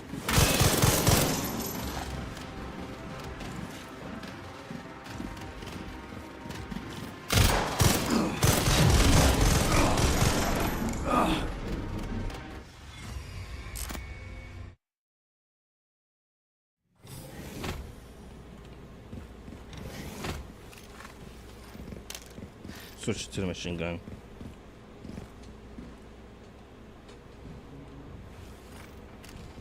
I'm getting the feeling I'm not wanted around here.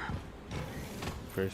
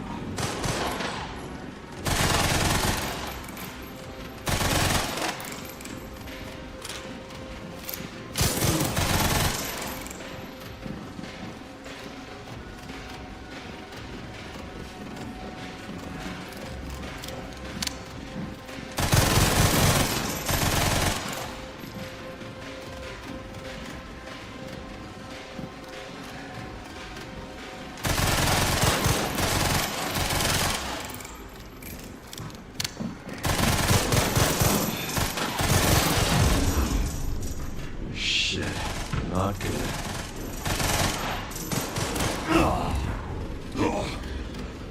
My aim is trash. I'm not gonna lie. Okay, maybe not the machine gun. I'm trying to.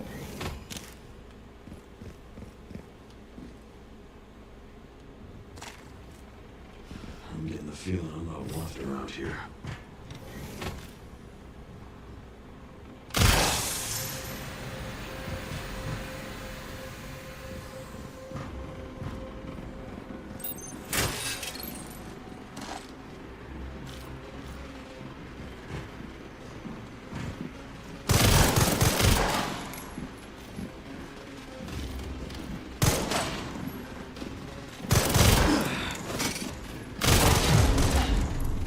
What the heck? How much was it?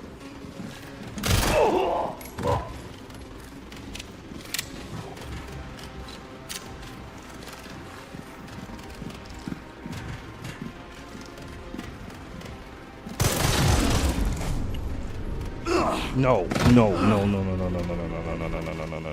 no, no. I'm getting the feeling I'm not wanted around here.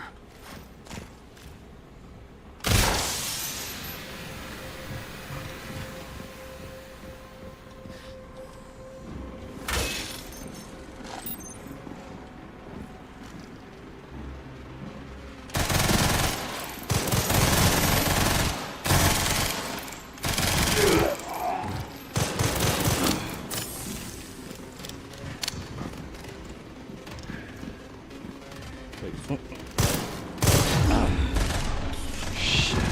Not good.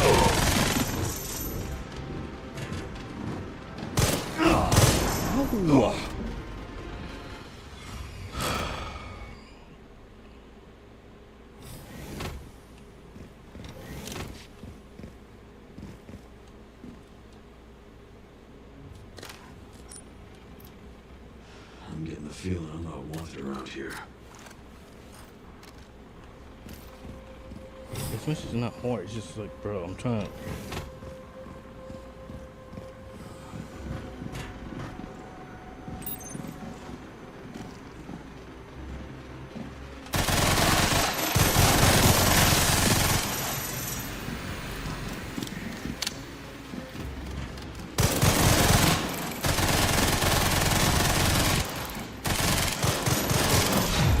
Bro, who's shooting me?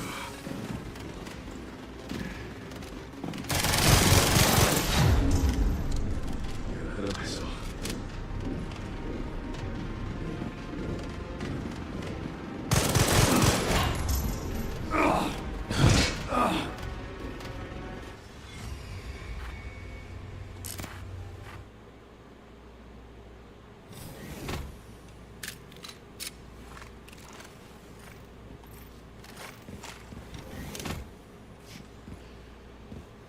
I'm gonna switch guns. I'm getting the feeling I'm not wanted around here.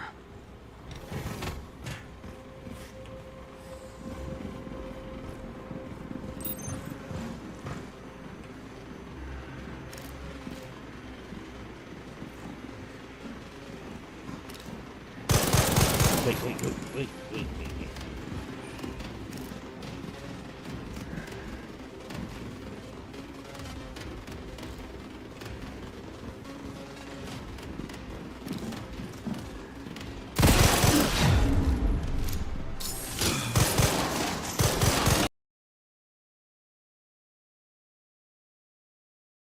Okay, I'm back. Let's see. Let me go back.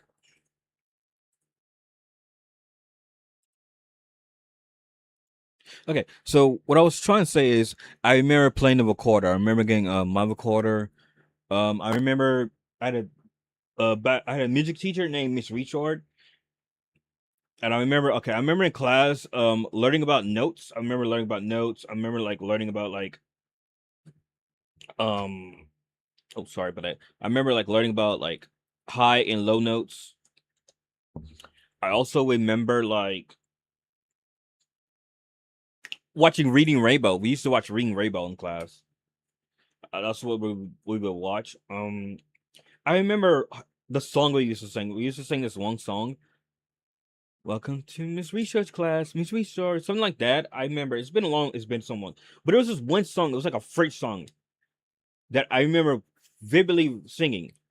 Where is Choco? Where is Choco? We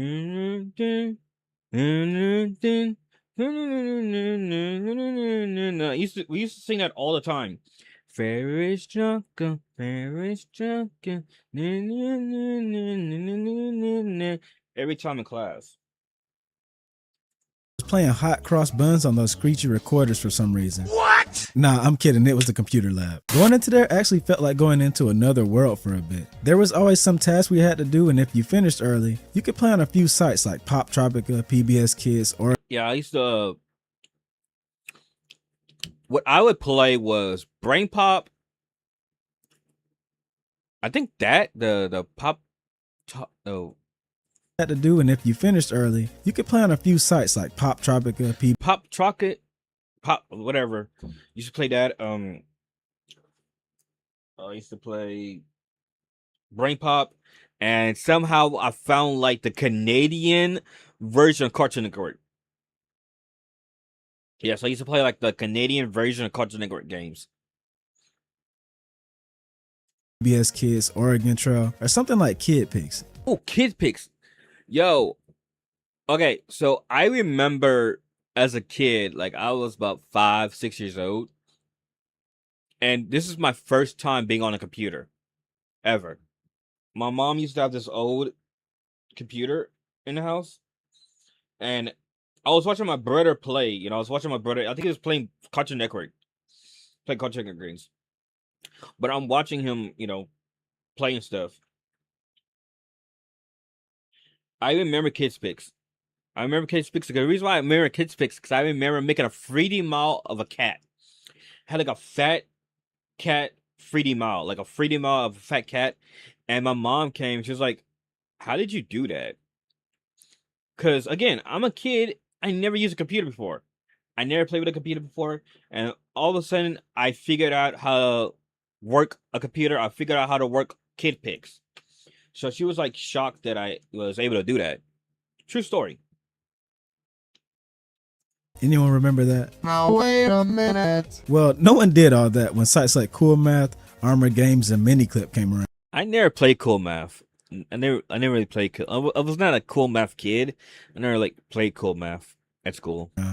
Especially when we found out how to edit the URL to get past the school blocker. And everyone had a second window ready to swap to as soon as the teacher walked by. God bless you if you got caught playing Raft Wars when she looked at your screen. Listen, I have a whole video on this era of school computer labs and how Flash games saved us from boredom back then. So instead of that, let's talk the events of school back then. You're watching Wincon 97. You're sitting on the couch, you're watching TV, and your life is passing you by. You keep procrastinating over and over. Well, maybe I'll go to school next Yes, year, I maybe remember next this semester. ad. No, do it right now. All you gotta do is pick up the phone Remember and this make the commercial. call. Why are you making it complicated? I remember this It's commercial. easy. You're watching Wincon 97.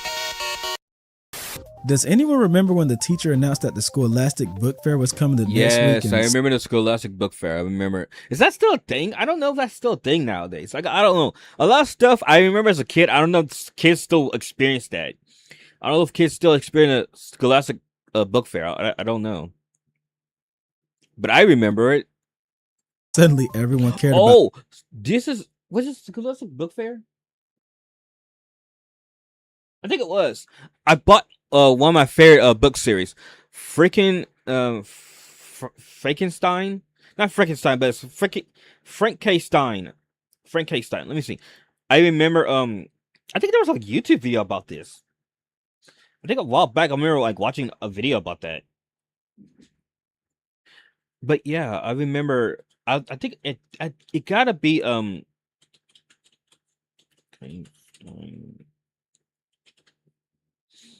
Yes.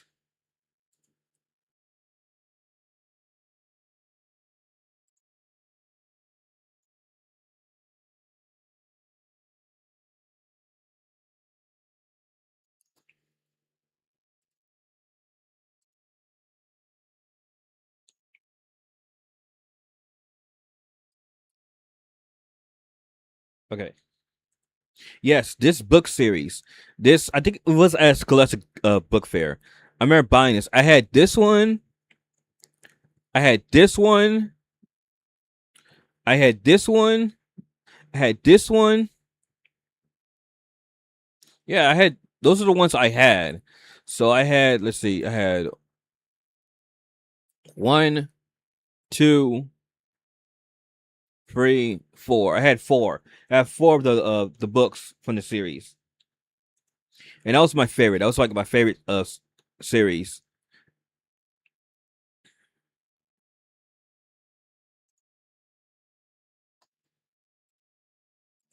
About reading, they'd pass out the catalog days ahead and I'd circle everything I wanted. It felt like this was the only place to get a lot of this stuff, even though it definitely wasn't.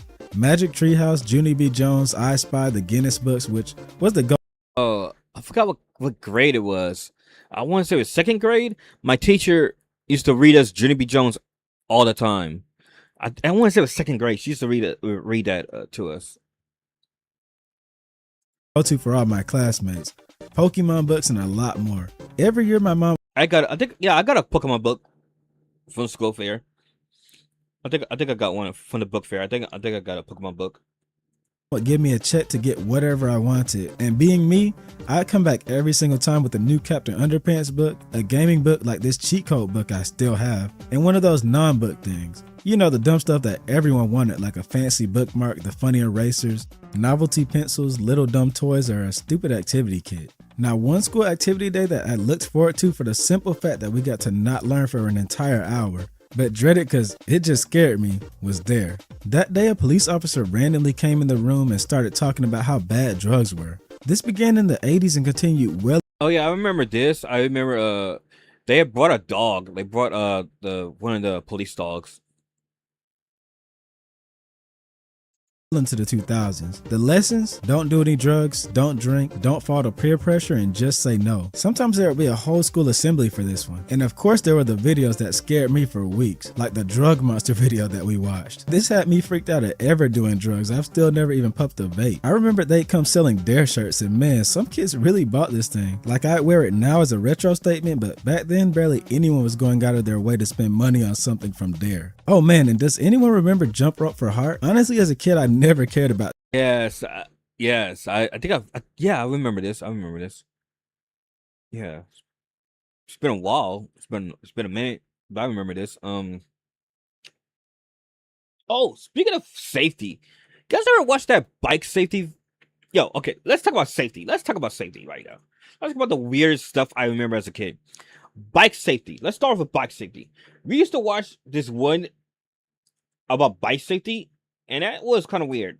I ain't gonna lie, it was kind of weird. I think that guy was on some, like, I don't know, he was on something, man. Like, it's just the premise of, like, the man just came from out of nowhere and ran up to the kids. I don't know if I could show it on stream because of YouTube. I don't, YouTube, they're copyright. But I'm just gonna explain to you. I'm gonna explain. Maybe one day, it comes back in conversation. I'll show it on a Twitch exclusive stream. I'll show it on Twitch exclusive. But let me explain the premise. Like, it's a bunch of kids. They're learning about bike safety. Some guy come out of nowhere running. I don't know what he was. Let's just say he was on that booger sugar. Let's just put it that way. He was on that booger sugar. Looking back, that's what it felt like. Bro was on, because again, he came out of nowhere, ran up to the kids, talk about, hey, I'm going to teach you bike safety. Like, I'm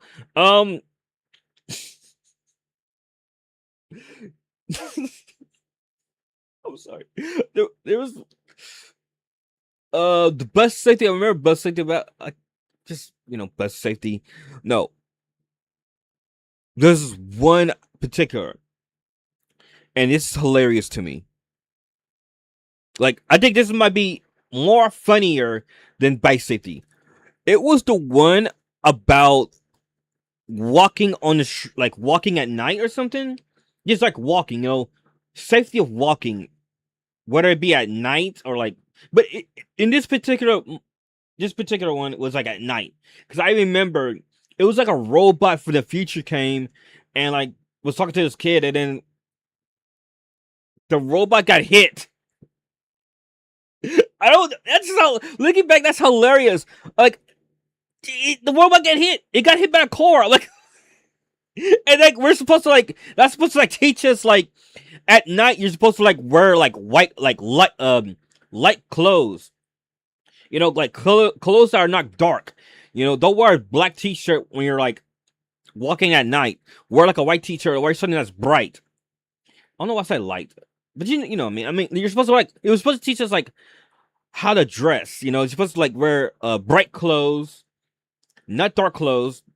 But it was just the idea of why did a robot get hit by a car? Like, now looking back at it, that's hilarious. I ain't gonna lie, that was hilarious. That was really hilarious. I don't know if I laughed at the time, but now looking at it, yeah, that is hilarious. Like, bro, really got hit. He really got hit. This event. This was an event that doubled as a fundraiser and physical activity. The kids were supposed to ask for donations from people, and then on the big day of the event, everyone would go to the gym and jump rope, hula hoop, and I'll be honest with you. I don't know how to jump rope. I just want to put it out there. I don't know how to jump rope. So yeah, I wasn't really a jump rope type of kid. whatever else physical activities were out there, backed by some popular radio and kids bop music. And no, I never did the donation part. I don't even think most kids understood anything about it other than the big PE day. This all came among other random school assemblies like self-defense, safety presentations, anti-bullying, Gold Rush Day. Does anyone else remember this? Magic shows, market day. No, I do not remember Pilgrim Day. I don't remember that. I don't think my school did that. We didn't do that. Stranger Danger Education Day, and Fire Safety Day, which came with the Yeah, fire safety. I think we watched this. I don't know. We watch a lot of stuff, but I remember the bike safety. I remember the night safety, bus safety, maybe fire safety. I think. video showing off this nightmare fuel character. Do kids still get this today? Like, do they still teach that to kids these days? I don't know if they still like show these stuff to kids these days. Still hate this guy. See more smoke. Smoke detector. The funniest part is that a lot of this we didn't care about as kids, but the fact that we didn't have to do any actual work made them memorable. But not everything was some big event like AR tests. These little assessments that Oh, AR testing. Oh, yes. I remember AR testing. Oh, man. I remember this. Oh, the last time I did AR testing, I want to say it was 8th grade. Was it 8th grade? Was it? Because in 8th grade, my English teacher, we had to keep a reading log, and I wasn't, I read, right? I'm a reader, but I wasn't like reading like novels and stuff. I was still like reading manga and stuff.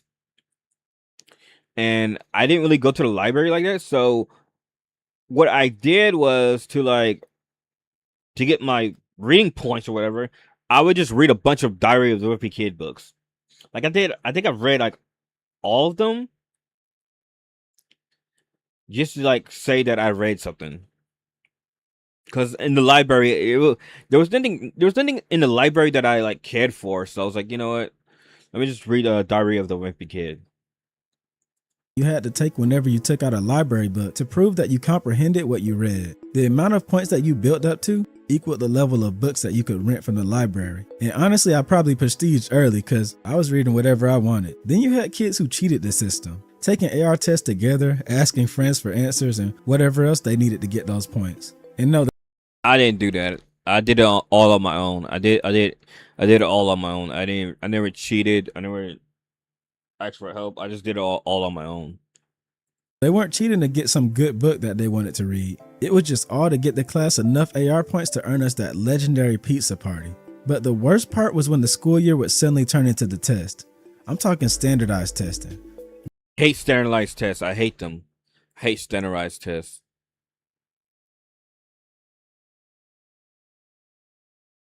That test where all you did was test all day.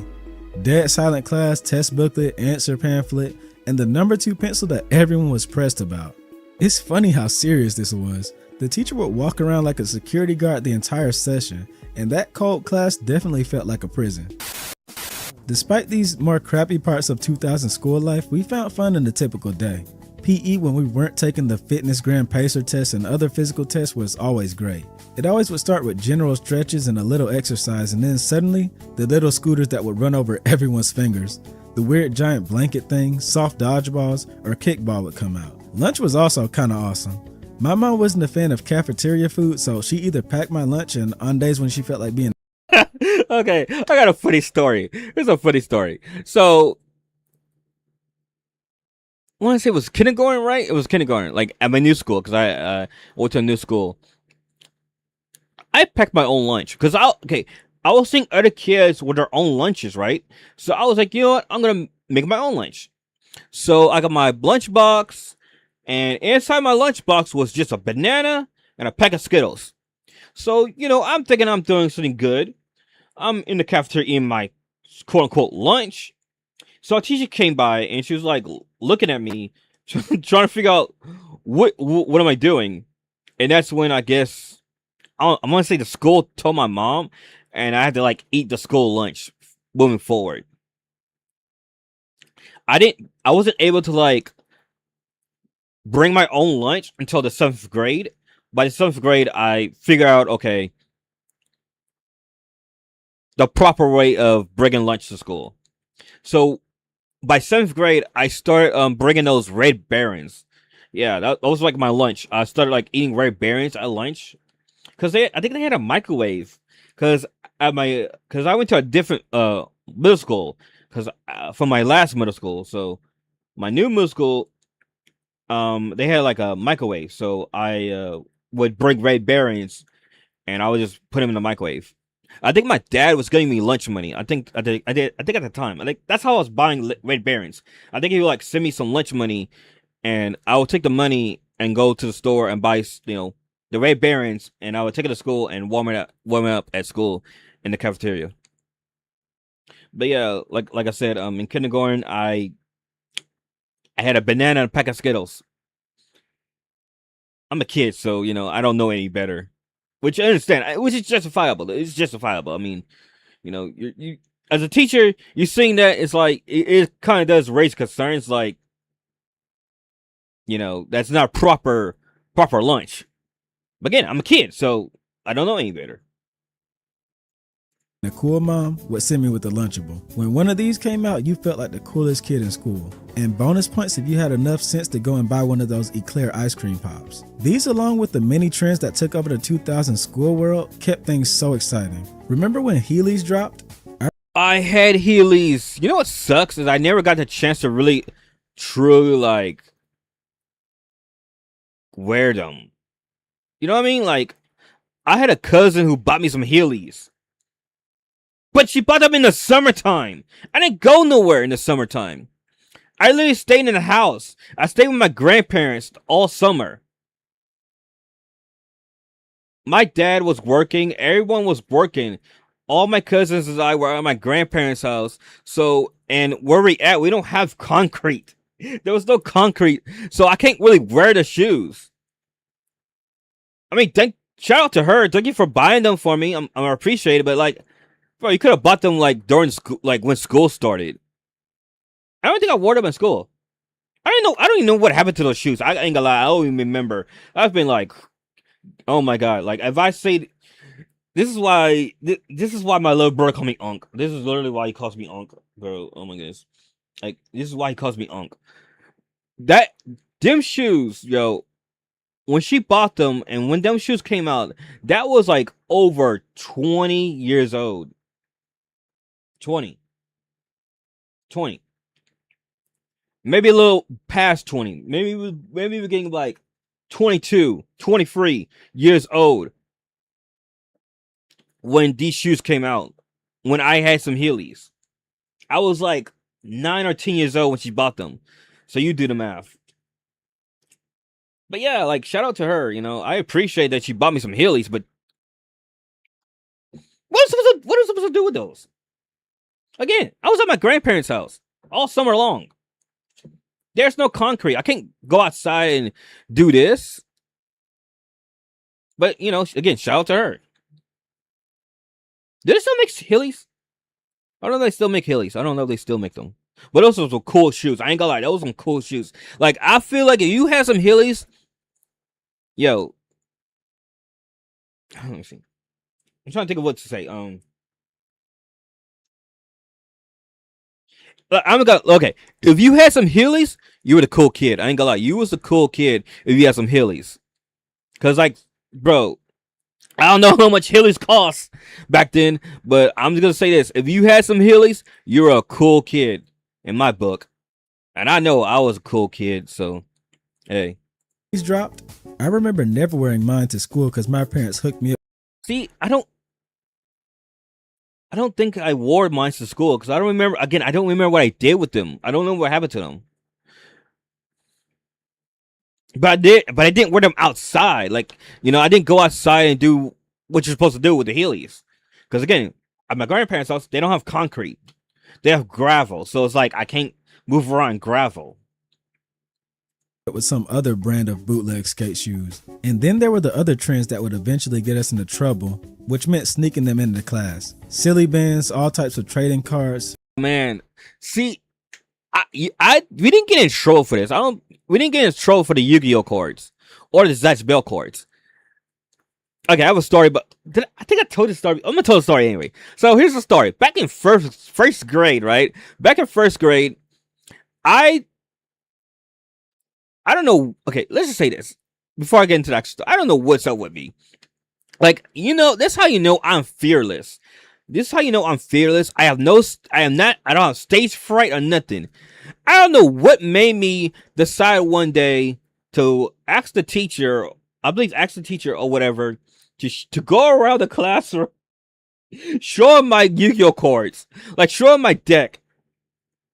I don't know why. I thought to do that. So one day in first grade, I went around the classroom, like literally walking each aisle of the classroom, showing everyone my cards.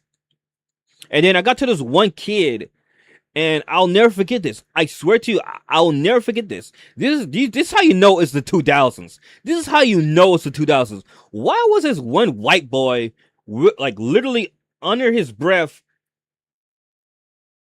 rapping 50 Cent Candy Shop?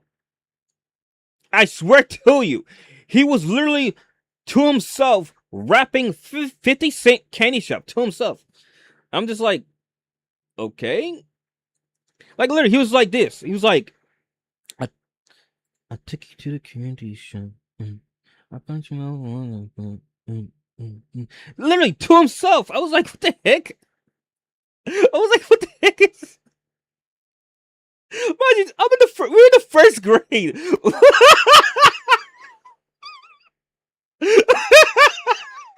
We're in the first grade. Does it like as a kid you don't even know what 50 Cent's saying, but as an adult, okay, you look back at the lyrics, you get what he's saying, but at the same time it's like you're just looking at it now, it's hilarious. But it's like we're in the first grade. What do you know about that? Again, 50 Cent's not even talking about actual candy. Let's just put it that way. He's not talking about real candy. Let you guys know. So yeah, he was literally singing that to himself while I was walking down the aisle, to each classmate, showing my cards. So that's yeah. Oh, when Zatch Bell came out. Oh, Zatch Bell. You guys remember Zatch Bell when they actually put the cards out in the store? I remember I had Zatch's book. I had Zatch's book and his cards. So yeah, I had Zatch's book, and all my other classmates, all my other friends, they had different books and cards. And I remember like we're all like showing each other our cards. We're like all showing each other our cards. I don't think we played the game. The only card game I've ever played in my life was Yu-Gi-Oh! So every other card was just for the fashion, so to speak, It was just like a collector's item. But Yu-Gi-Oh! I knew how to play. Well, back then, until they changed the rules. Back in the 2000s, I knew how to play, but they changed the rules. But yeah, we never got in trouble. I don't remember ever getting in trouble for breaking cards to school or anything. I never got my stuff confiscated. Confiscated. Hold on.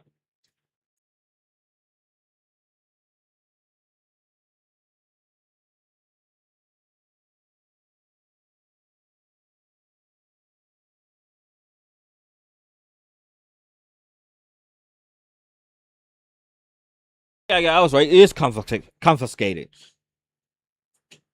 Yeah, I never got my cards confiscated. Only my Naruto book. In the third grade, my teacher took my Naruto book because, like I said, I left my book with some of my classmates, and the teacher picked it up. But that's the only thing that I got taken away. I used to bring my Game Boy. Used to bring my Game Boy on my DS and play it under the desk. Never got that taken away. Beyblades. Oh my god. Those Beyblades. We never brought. It's funny. No one. I never brought my Beyblade to class or school. No, I never. No. Nobody. I'm tripping on my words. Okay.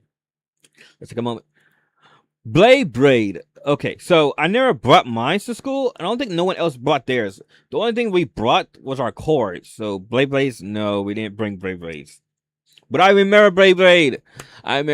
Oh man, my mom used to buy me Beyblades every Valentine's Day. Like for Valentine's Day, she'll always buy me a Beyblade. She'll buy me Beyblades and Yu-Gi-Oh cords every Valentine's Day. were the best to sneak on the playground in a bootleg stadium of sticks and stones. Tech decks, which one kid always took too serious. Tech decks? I didn't really care for tech decks. I think I might have had some, but I never was a tech deck kid. See, Tamagotchi, and of course, Tamagotchi. That's for girls. Oh, fun fact: if no one knows this, Tamagotchi is for girls and Digimon's for boys, because Digimon originally is a Tamagotchi. It is literally a Tamagotchi. If you want to know, fun fact: if no one knows that, but Digimon is really a Tamagotchi. That, it started off as a Tamagotchi for boys, because Tamagotchi is really for girls. So Bandai was like, you know what? The boys need something too. So that's when they created Digimon. And that's how we got, the Digimon series. So yeah. Fun fact if no one knows that. Actual game consoles. I had this exact model. I remember the day I went. I remember this. I remember how this happened. I remember being at my one of my aunt's house, right, watching the commercial for the Game Boy SP, and then the next that same week, I got it. My dad went and bought me this, and I had that with. They had like you could watch TV shows and movies. I had the Pokemon one. I had the one. I always talk about this on stream. I always talk about this one particular episode on stream. It's the one when Ash in Master Quest was at the league and he went against Harris, and Harris had a Blaziken. I had that for my Game Boy. That's why I keep bringing it up. That's why I keep always talking about it, because I remember having that exact episode, and I could talk about that because it's like, again, bro had a Blaziken. What, like? We're in Johto, right? We're in Johto, and bro just brings out a Blaziken. So I had that episode for my Game Boy. So I had this exact model. Sneaking in my Game Boy Advance, but teachers liked me, so no one cared. I used to sneak mines in. I used to sneak mines in my Advance. I had a purple Advance. I still have my Advance. Advance. It's somewhere in the house. But I don't have my SP no more. I don't have my SP, but I still have my Advance. I just need some batteries. I think I just need batteries and a game cartridge. But yeah, I just need my SP and my my Game Boy to class. And these always followed the same cycles. Kids discover it, everyone brings it, teacher gets annoyed, school-wide ban. Despite that, we'd all sneak them in until we found the next. I think, let me see. I'm trying to remember.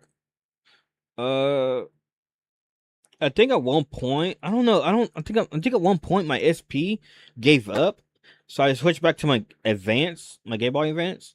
But then at some point, that's when I got my DS. I remember getting my DS, and on my DS I got Pearl. So I got a DS and Pokemon Pearl. I remember that. It's like I remember watching the Pokemon Pearl and Diamond commercial, and then, like, after watching that commercial, my stepmom would get me my DS with Pokemon Pearl. Because we was on vacation. I remember we was on a vacation, and we had stopped at GameStop, and she went to GameStop, and she came back, and I had the white DS Lite with Pokemon Pearl.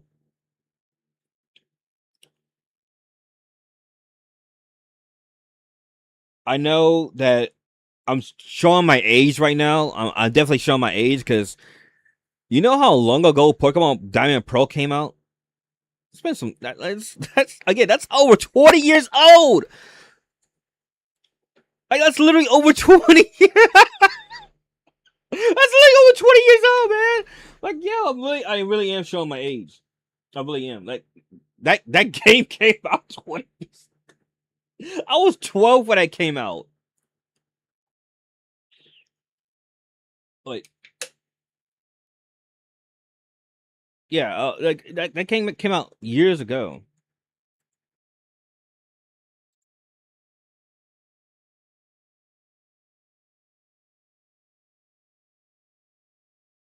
Just want to make sure because make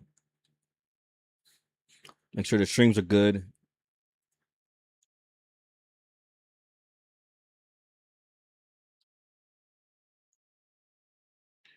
Check out, make sure the streams are good.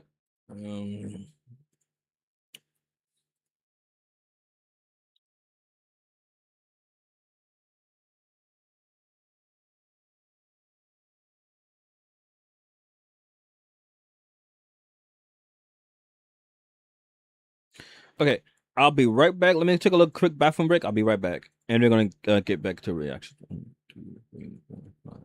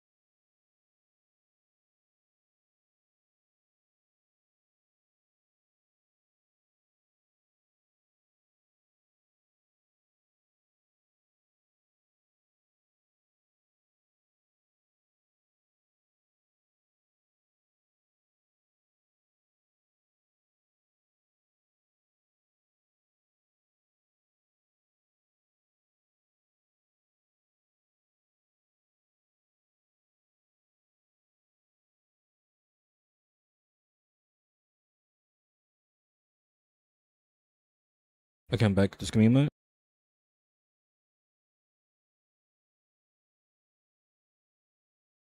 Okay, I'm back. Big thing. Now, honestly, this isn't like the rest of my videos where I talk about the way things were better or worse, or even how they changed. The 2000 school experience wasn't necessarily better at all.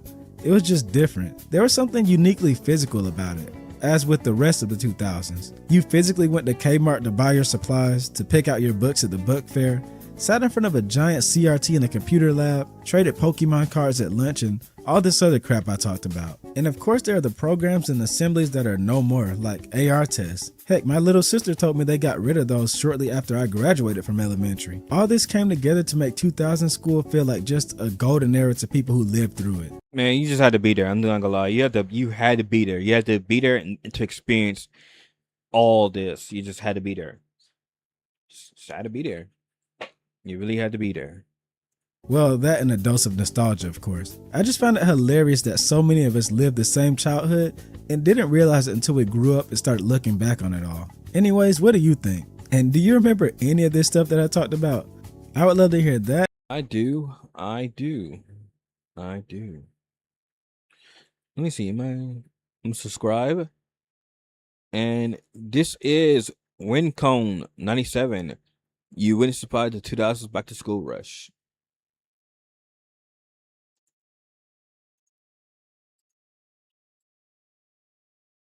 Okay.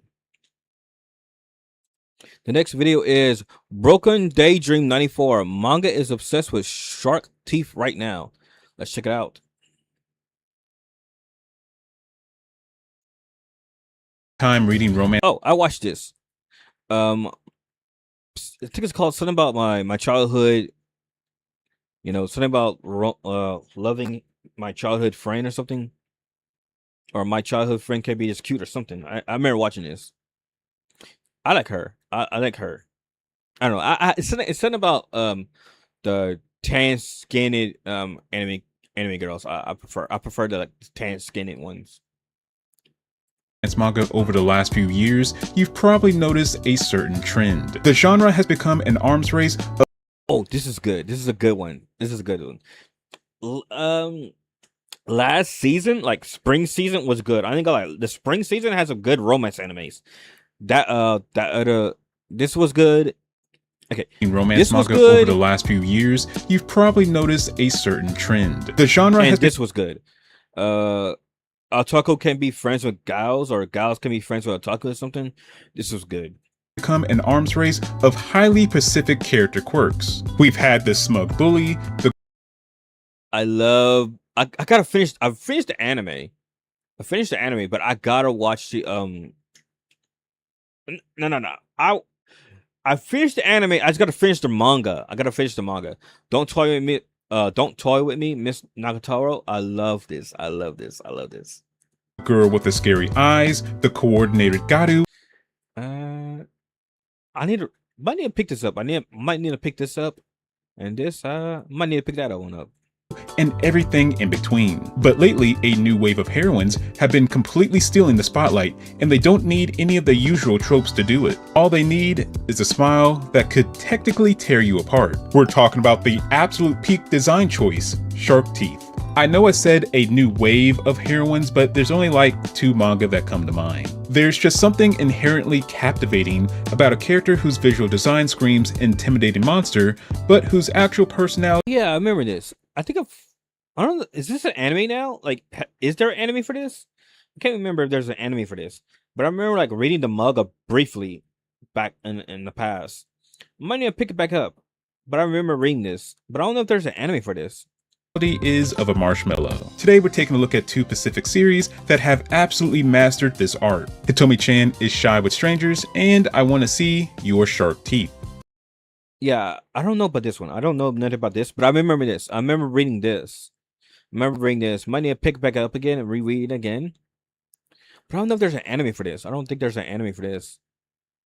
But I don't know this one.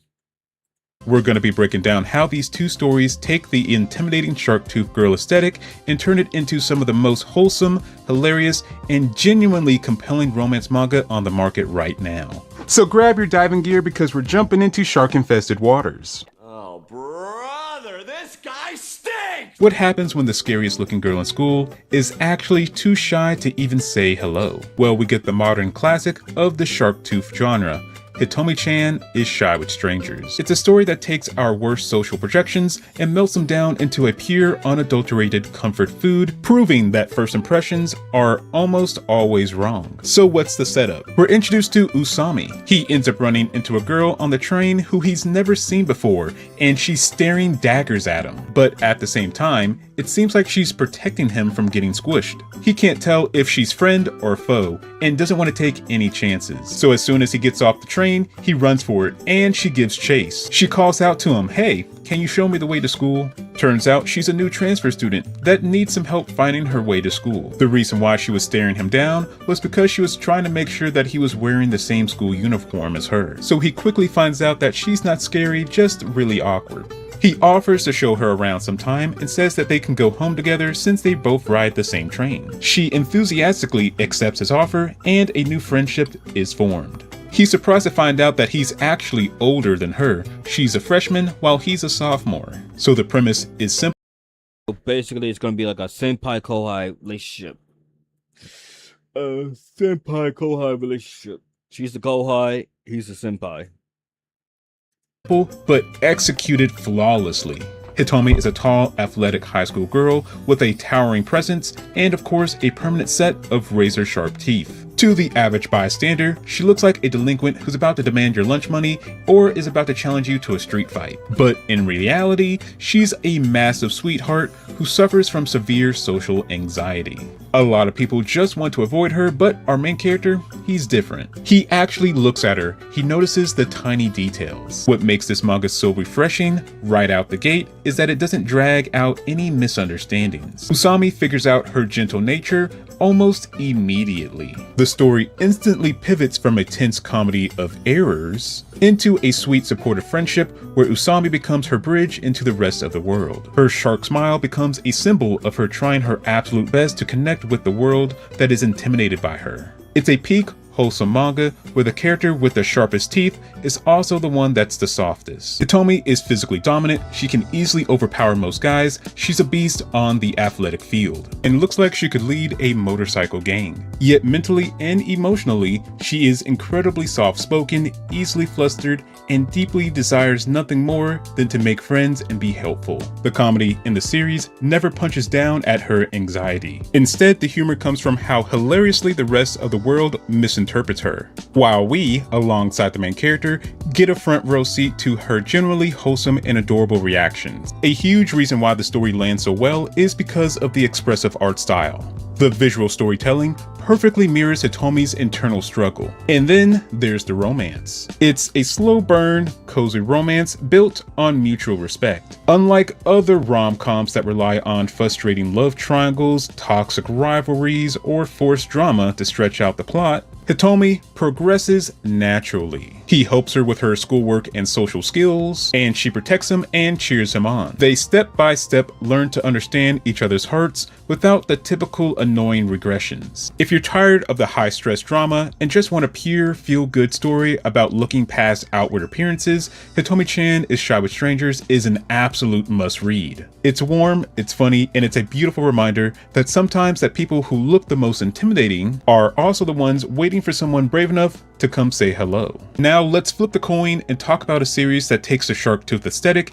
and leans heavily into the pure, unfiltered charm of the design. The manga's called Show Me Your Shark Teeth. Unlike Hitomi, who is actively trying to suppress her intimidating vibe to fit in, our leading lady in this manga isn't really intimidating as she is mysterious. Her design is sharp, confident. So it was like, okay, is this character like a JRK character? I don't know if this character is like a JRK.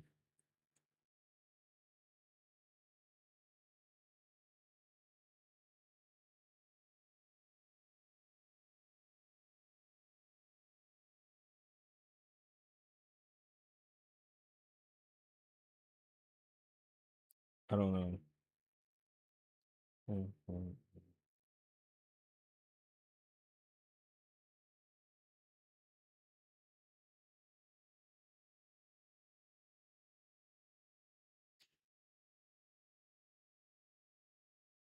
Bro, when is this gonna be over with? It's like, really long.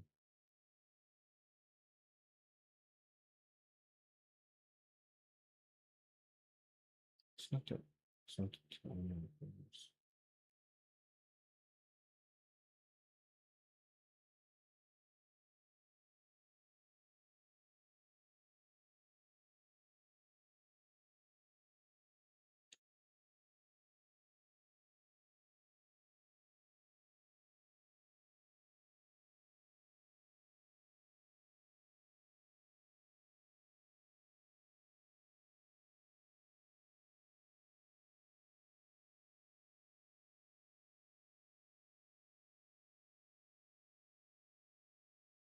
Bro, I don't know when my my sh- um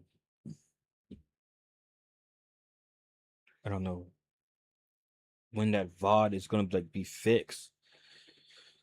And extremely mesmerizing. The series focuses on a protagonist who develops an absolute obsession with her unique smile. And honestly, can you blame him? Also, she's a Garu. Yaru. She's Garu. I thought she was JYK. Okay. So what's the setup? Well, we're introduced to the main character, and he loves eating his lunch on the school's rooftop. It's normally empty, but one day he ends up seeing his classmate Kizaraki on the rooftop eating her lunch. The thing is, he's never seen her face before because she's always hiding behind a mask. He immediately sees why she's been hiding behind a mask, and that is because she has shark teeth. Of course, she's embarrassed and thinks that he's gonna think that she's disgusting or creepy, but no, he tells her that he thinks they're crazy cute and begs her to let him see them again. She refuses at first, but then he pulls out his secret weapon. She finally gives in, but tells him not to tell anyone about her secret. They end up becoming quick friends and start meeting on the roof on a regular basis. On paper, the premise feels exactly like your standard serialized fluff. An average guy catches the glimpse of a girl's smile that she hides. He's instantly fascinated and wants to see her smile once again. It's cute, a bit weird, and perfectly targets a very specific corner of the manga fandom. But here's the thing about this manga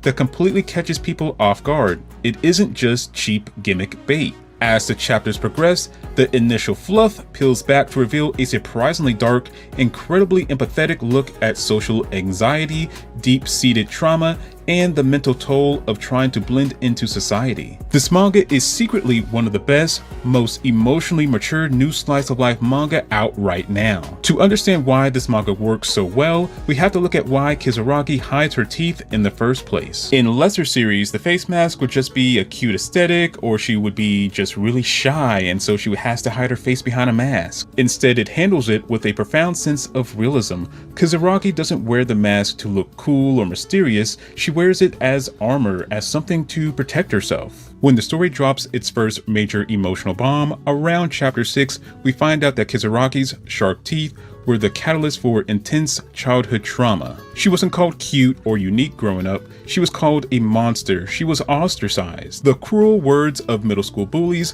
completely shattered her self-esteem, leading her to believe that her natural smile is disgusting and that anyone that sees it will be repulsed. This changes the entire dynamic of the manga. It goes from being something that's just really fluffy and cute to something that feels real. A story like this only works if the male lead acts as a proper foil. Usually the guy in these kind of stories is just a generic self-insert or a guy that's easily flustered, but our MC here is neither. He's just your average dude who treats her like a normal person. We also have to give immense credit to the artwork. The visual storytelling here does an immense amount of heavy lifting. What makes the manga work is that it doesn't pretend that a boy can magically cure a girl's lifelong trauma in just 5 chapters. She's cool with him, but she's terrified of her other friends finding out.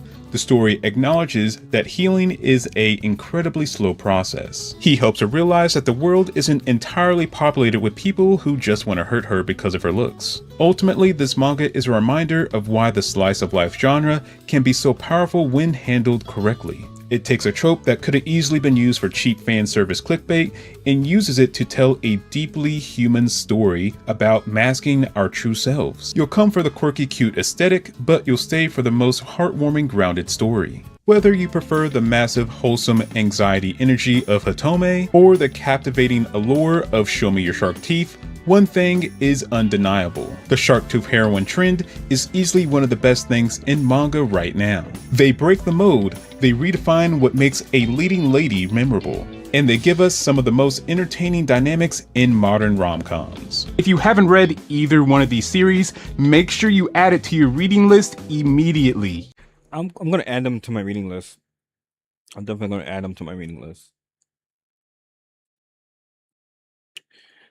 That was Manga is Obsessed with Shark Teeth right now by Broken Daydream 94. Sorry if I was looking down and looking at my phone. I was just checking some stuff. Checking my phone. I was just checking my phone, checking my stuff.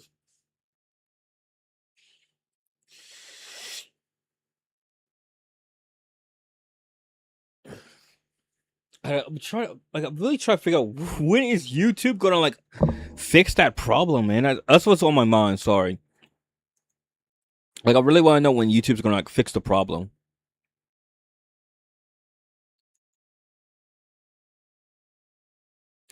Okay, we got 4 more videos, and then after these 4 videos, I'm gonna end stream, and I'm gonna boot stream back up tonight.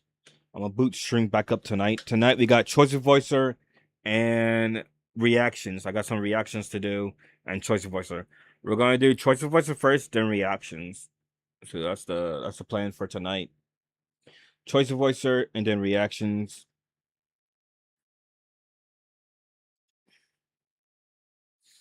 Let me check something right now.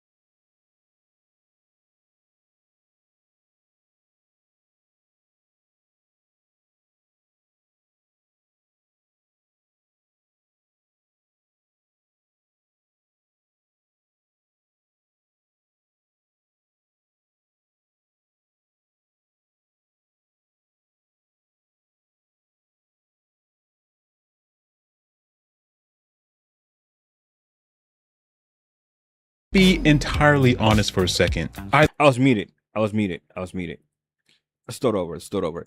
We got another video by Broken Daydream 94. Why manga is obsessed with tall baddies right now. Let's check it out. Love me some tall women in manga. I feel like the tall girl trope in manga is currently having an absolute golden age. There's just something top tier about a female lead who completely towers over the main character. I mean, who doesn't love tall ladies? I just say this. Who doesn't love a tall woman? I love tall women. I'm not afraid of tall women.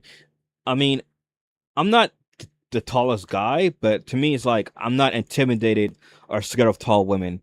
Like, ladies, if you're tall, just know if you're a tall lady, just know I got mad love for you. Just saying. Got mad love for you. I'm not afraid of tall women or intimidated.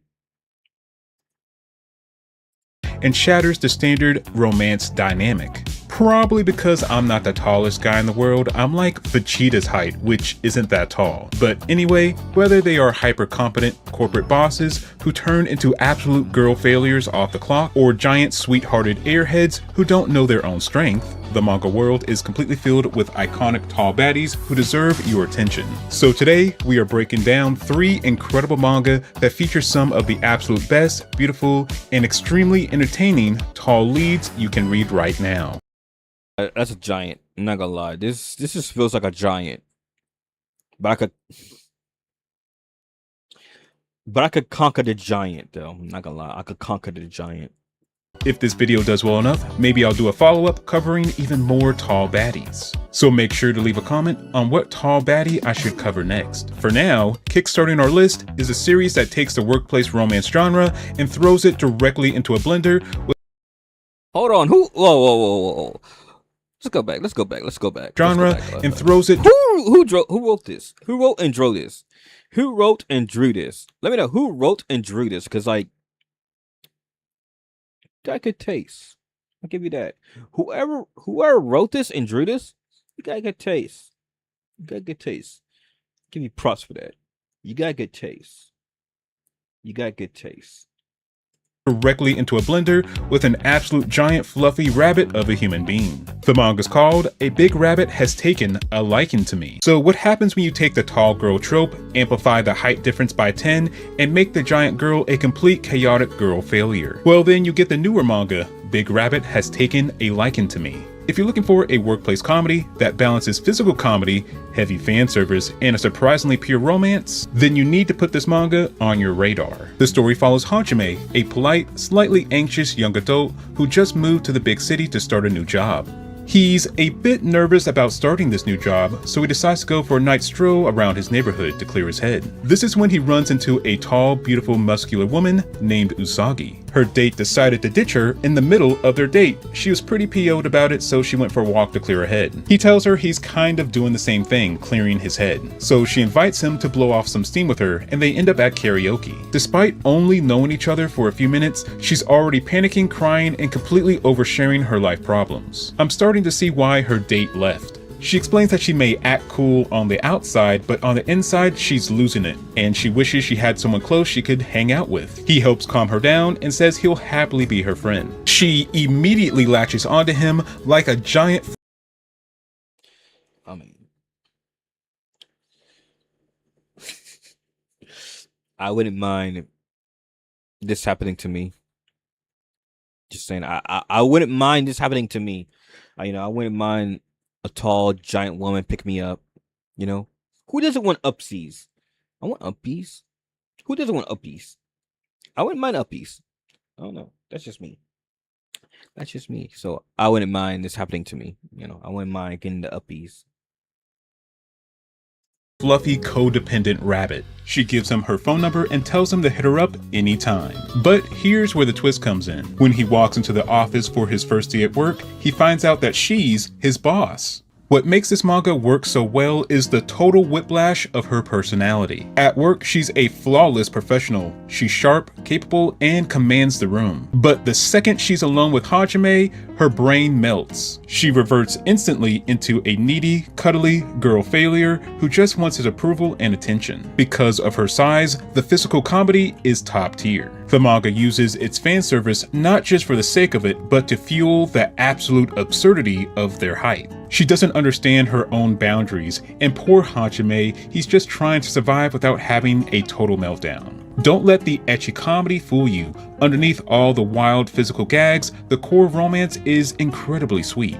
Hajime genuinely respects how hard she works, and Usagi feels safe around someone who sees past her intimidating size. It's the perfect balance of spicy comedy and pure wholesome energy, making Usagi an elite tier tall baddie to start off our list. But if you think a giant corporate boss is chaotic, just wait until we check out our next girl, who also happens to be a nervous wreck.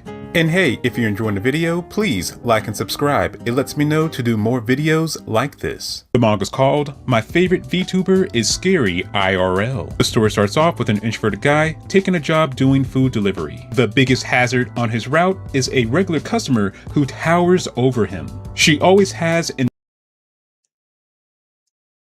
I ain't gonna lie. I gave this video a like. Because I'm liking it so far. I'm liking this. Yeah. I like this. Oh man, I'm liking this. Yo, hold on. The biggest hazard on his route is a regular customer who give me a moment, I'll be right back. Give me a moment.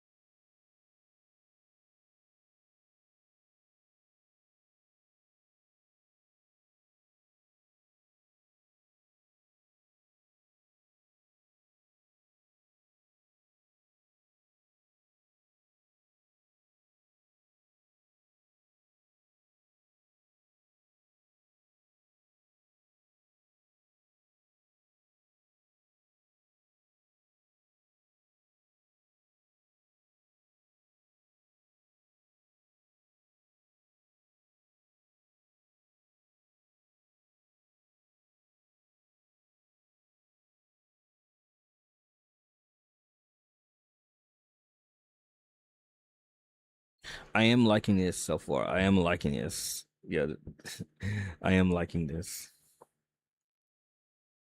who towers over him. She always has an intense glare that looks like she's about to end his life right there on the welcome mat. Also, she never says anything, she just stares at him. Every delivery to her place feels like a high-stress survival mission. She's so terrifying that he always just drops off her stuff, then books it out of there as quickly as possible. To calm himself down, he always watches a few clips of his favorite VTuber. The VTuber that he likes has a shy personality, which is something he can relate to. The next time he delivers, Let me guess, it's her. She's the VTuber. Well, I think that's the name of the title. to her place, she's still just as intimidating as ever, but this time she actually speaks to him. She says, "Thank you." Her voice sounds familiar. She kind of sounds like his favorite VTuber, but she can't be the same person. As he's about to run off like normal, she reaches out and stops him. She explains that she has social anxiety and is a bit of a shut-in, but she wants to change. So she asks if he'll be her conversation buddy. He says he'll do it. Also, he has social anxiety himself, so this will also be good for him. She's extremely happy to finally have someone she can talk to in person, that she's finally taken the first step to getting back to normal. What makes this series so addictive is the contrast between how she looks and how she actually acts. She isn't glaring at him because she's a menacing baddie. She's glaring because she has crippling anxiety. She may look So that would make sense why she's a VTuber. You know, she's the VTuber to truly express herself because she really can't express herself the way she wants to. That makes sense. And I guess she's like the first person she's actually like interacting with, so she's like not really used to interacting with people. scary, but in reality, she's a massive softie. She's so lonely and desperate for human interaction that she literally offers to pay him just to spend time with her. As he Hey man, a win's a win. A win's a win, you know. Shoot. A win's a win if you think about it. helps her navigate the real world, you watch this giant nervous wreck slowly open up. The art style does a fantastic job of emphasizing her height and presence, making her look like a final boss while her inner monologue is just pure panic. The manga is a extremely charming, unique take on the tall girl trope that balances internet culture with a incredibly cozy romance. What helps set this series apart is the visual design of our baddie. Just by looking at her, you can tell that she doesn't have your typical bright, bubbly romance manga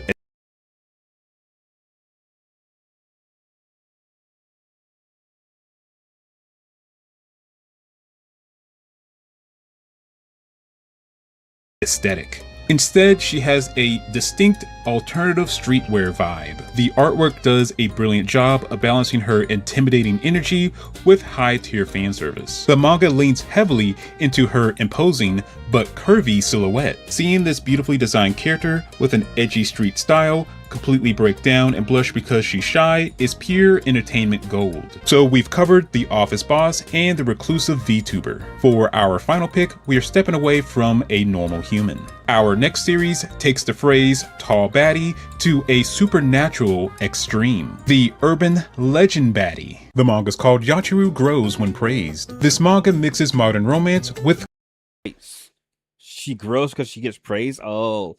Does this mean she has a praise kink? Is this like a praise kink manga? So if you praise her, she grows. So that gotta be a praise kink. Like literally, that has to be praise kink. classic Japanese folklore. For those who don't know internet lore, Hatsaku is an infamous 8-foot-tall Japanese urban legend usually known for terrifying people. This manga brilliantly subverts the horror element into pure rom-com gold. We're introduced to Yachiru, a Hatsaku, an 8-foot-tall urban legend. Listen, I said this earlier. I could conquer the giant. I can conquer the giant. Listen. I can conquer the giant. I can conquer the giant. If you don't want to play the game, pass the controller and pass the ball, because I'm going in. Well, she's not 8 foot tall anymore. Due to humanity's perception of Hatsaku changing from being scary to being attractive, her powers have weakened and she's shrunken down from 8 foot tall to 6 feet tall. I think the best term to describe humanity's perception nowadays starts with the letter F, but I don't think I'm allowed to say that word here on YouTube, so here's the definition.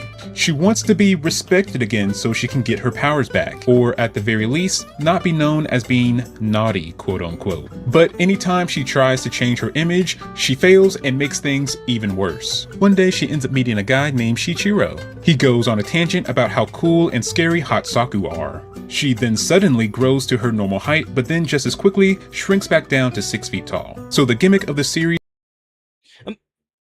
Imagine seeing that. Hold on. Shrinks back down to 6 feet tall. Scary Hatsaku are. She then suddenly. Imagine seeing that in person. Like, you're talking to a girl, you know, you're just having a good conversation, and you bring up about like how this folklore about, you know, this folklore creature being is scary, and then all of a sudden she just turned giant in front of you. Like, what do you do then?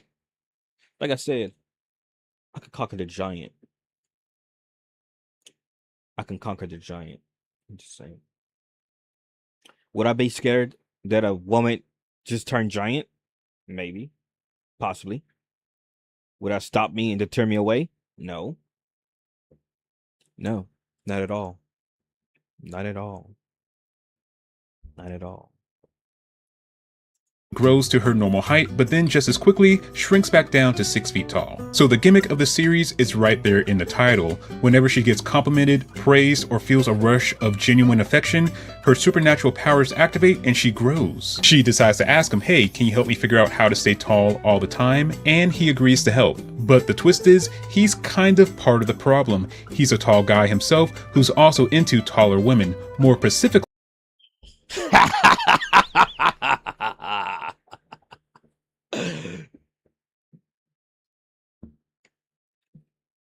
I know that's right.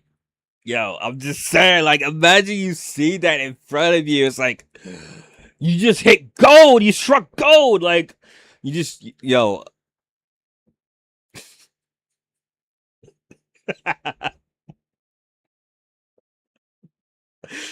I'm going in.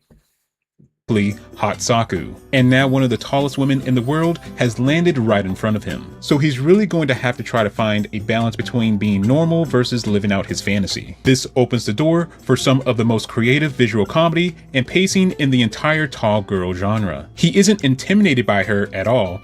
In fact, he's completely. Yeah, that's right. I mean, I wouldn't be intimidated by her. Again, I'm not intimidated or scared of tall women. So if an 8-foot woman comes to me, I'm going in.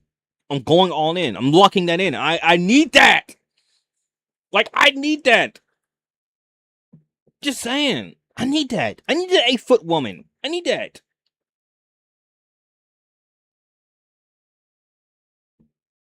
Enamored with her because he's into taller women. What makes this series an absolute must-read is that it feels incredibly refreshing. The series feels very adult, very mature. I like that. It's fun seeing these characters slowly fall for each other. They genuinely care for each other. They respect boundaries, and their natural chemistry is impossible not to root for. The story is a good mix between fan service and romance. The manga executes the perfect supernatural twist on the giant baddie aesthetic. So whether it's a giant corporate boss girl failure, a scary looking sweethearted shut-in, or a giant woman from Japanese folklore, the world of tall manga baddies has never been more entertaining. So what tall baddie did I miss? If I do a follow-up video, who should I cover next? Please leave your comments down below. Make sure you hit subscribe if you— I don't know too many like tall like anime characters or like manga characters. I don't know too many. Lovely Complex is the only one I could think of. Lovely Complex. Want to hear me talk about more manga baddies. And if you like this video, like the video. And if you like me, subscribe. I like the video because this video, I love it. And I'm already subscribed. So guys, go check out Broken Daydream 94. He got some good videos. Shout out to Broken Daydream 94. Hey, thank you, man. You know, this, I didn't know nothing about this, but thank you. I appreciate this. So if you ever come across me reacting to your video, just know I'll give you my praise. Okay, guys. I'm gonna come back tonight. I'm coming back tonight, guys. Tonight I think tonight could be a big stream, like a long string of big stream tonight. I'm gonna title it something. Yeah, I'll be back tonight. Tonight I'll be back. We got some more. We got choice of voicer and reactions. We got choice of voicer and reactions. So yeah, choice of voicer and reactions, guys.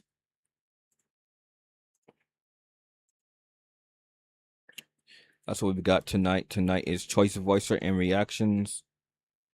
I will be back tonight. I will be back tonight. I don't know what time tonight, but I'll be back tonight. It's gonna be a little longer. It's gonna be a longer stream because we got a lot of stuff to do tonight.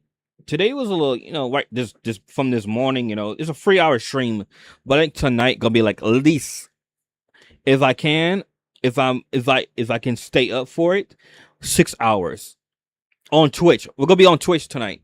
Tonight we're gonna be on Twitch. This morning was a multi-stream, but tonight is a Twitch exclusive because I'm going to do choice of voicer on Twitch and reactions. So I might push for 6 hours, maybe, or more. Because there's a lot of videos I want to react to, and there's a lot of stuff I want to do on choice of voicer. So until then, I'm gonna see y'all tonight. Follow me on twitch.tv/YTNXKels, exclamation point Twitch in the YouTube chat. I'm going to, take a break from streaming, and I'll be back tonight. So we're picking up tonight. Tonight we're going, like I said, we're going to do choice of voicer and reactions. That's what we're going to do tonight.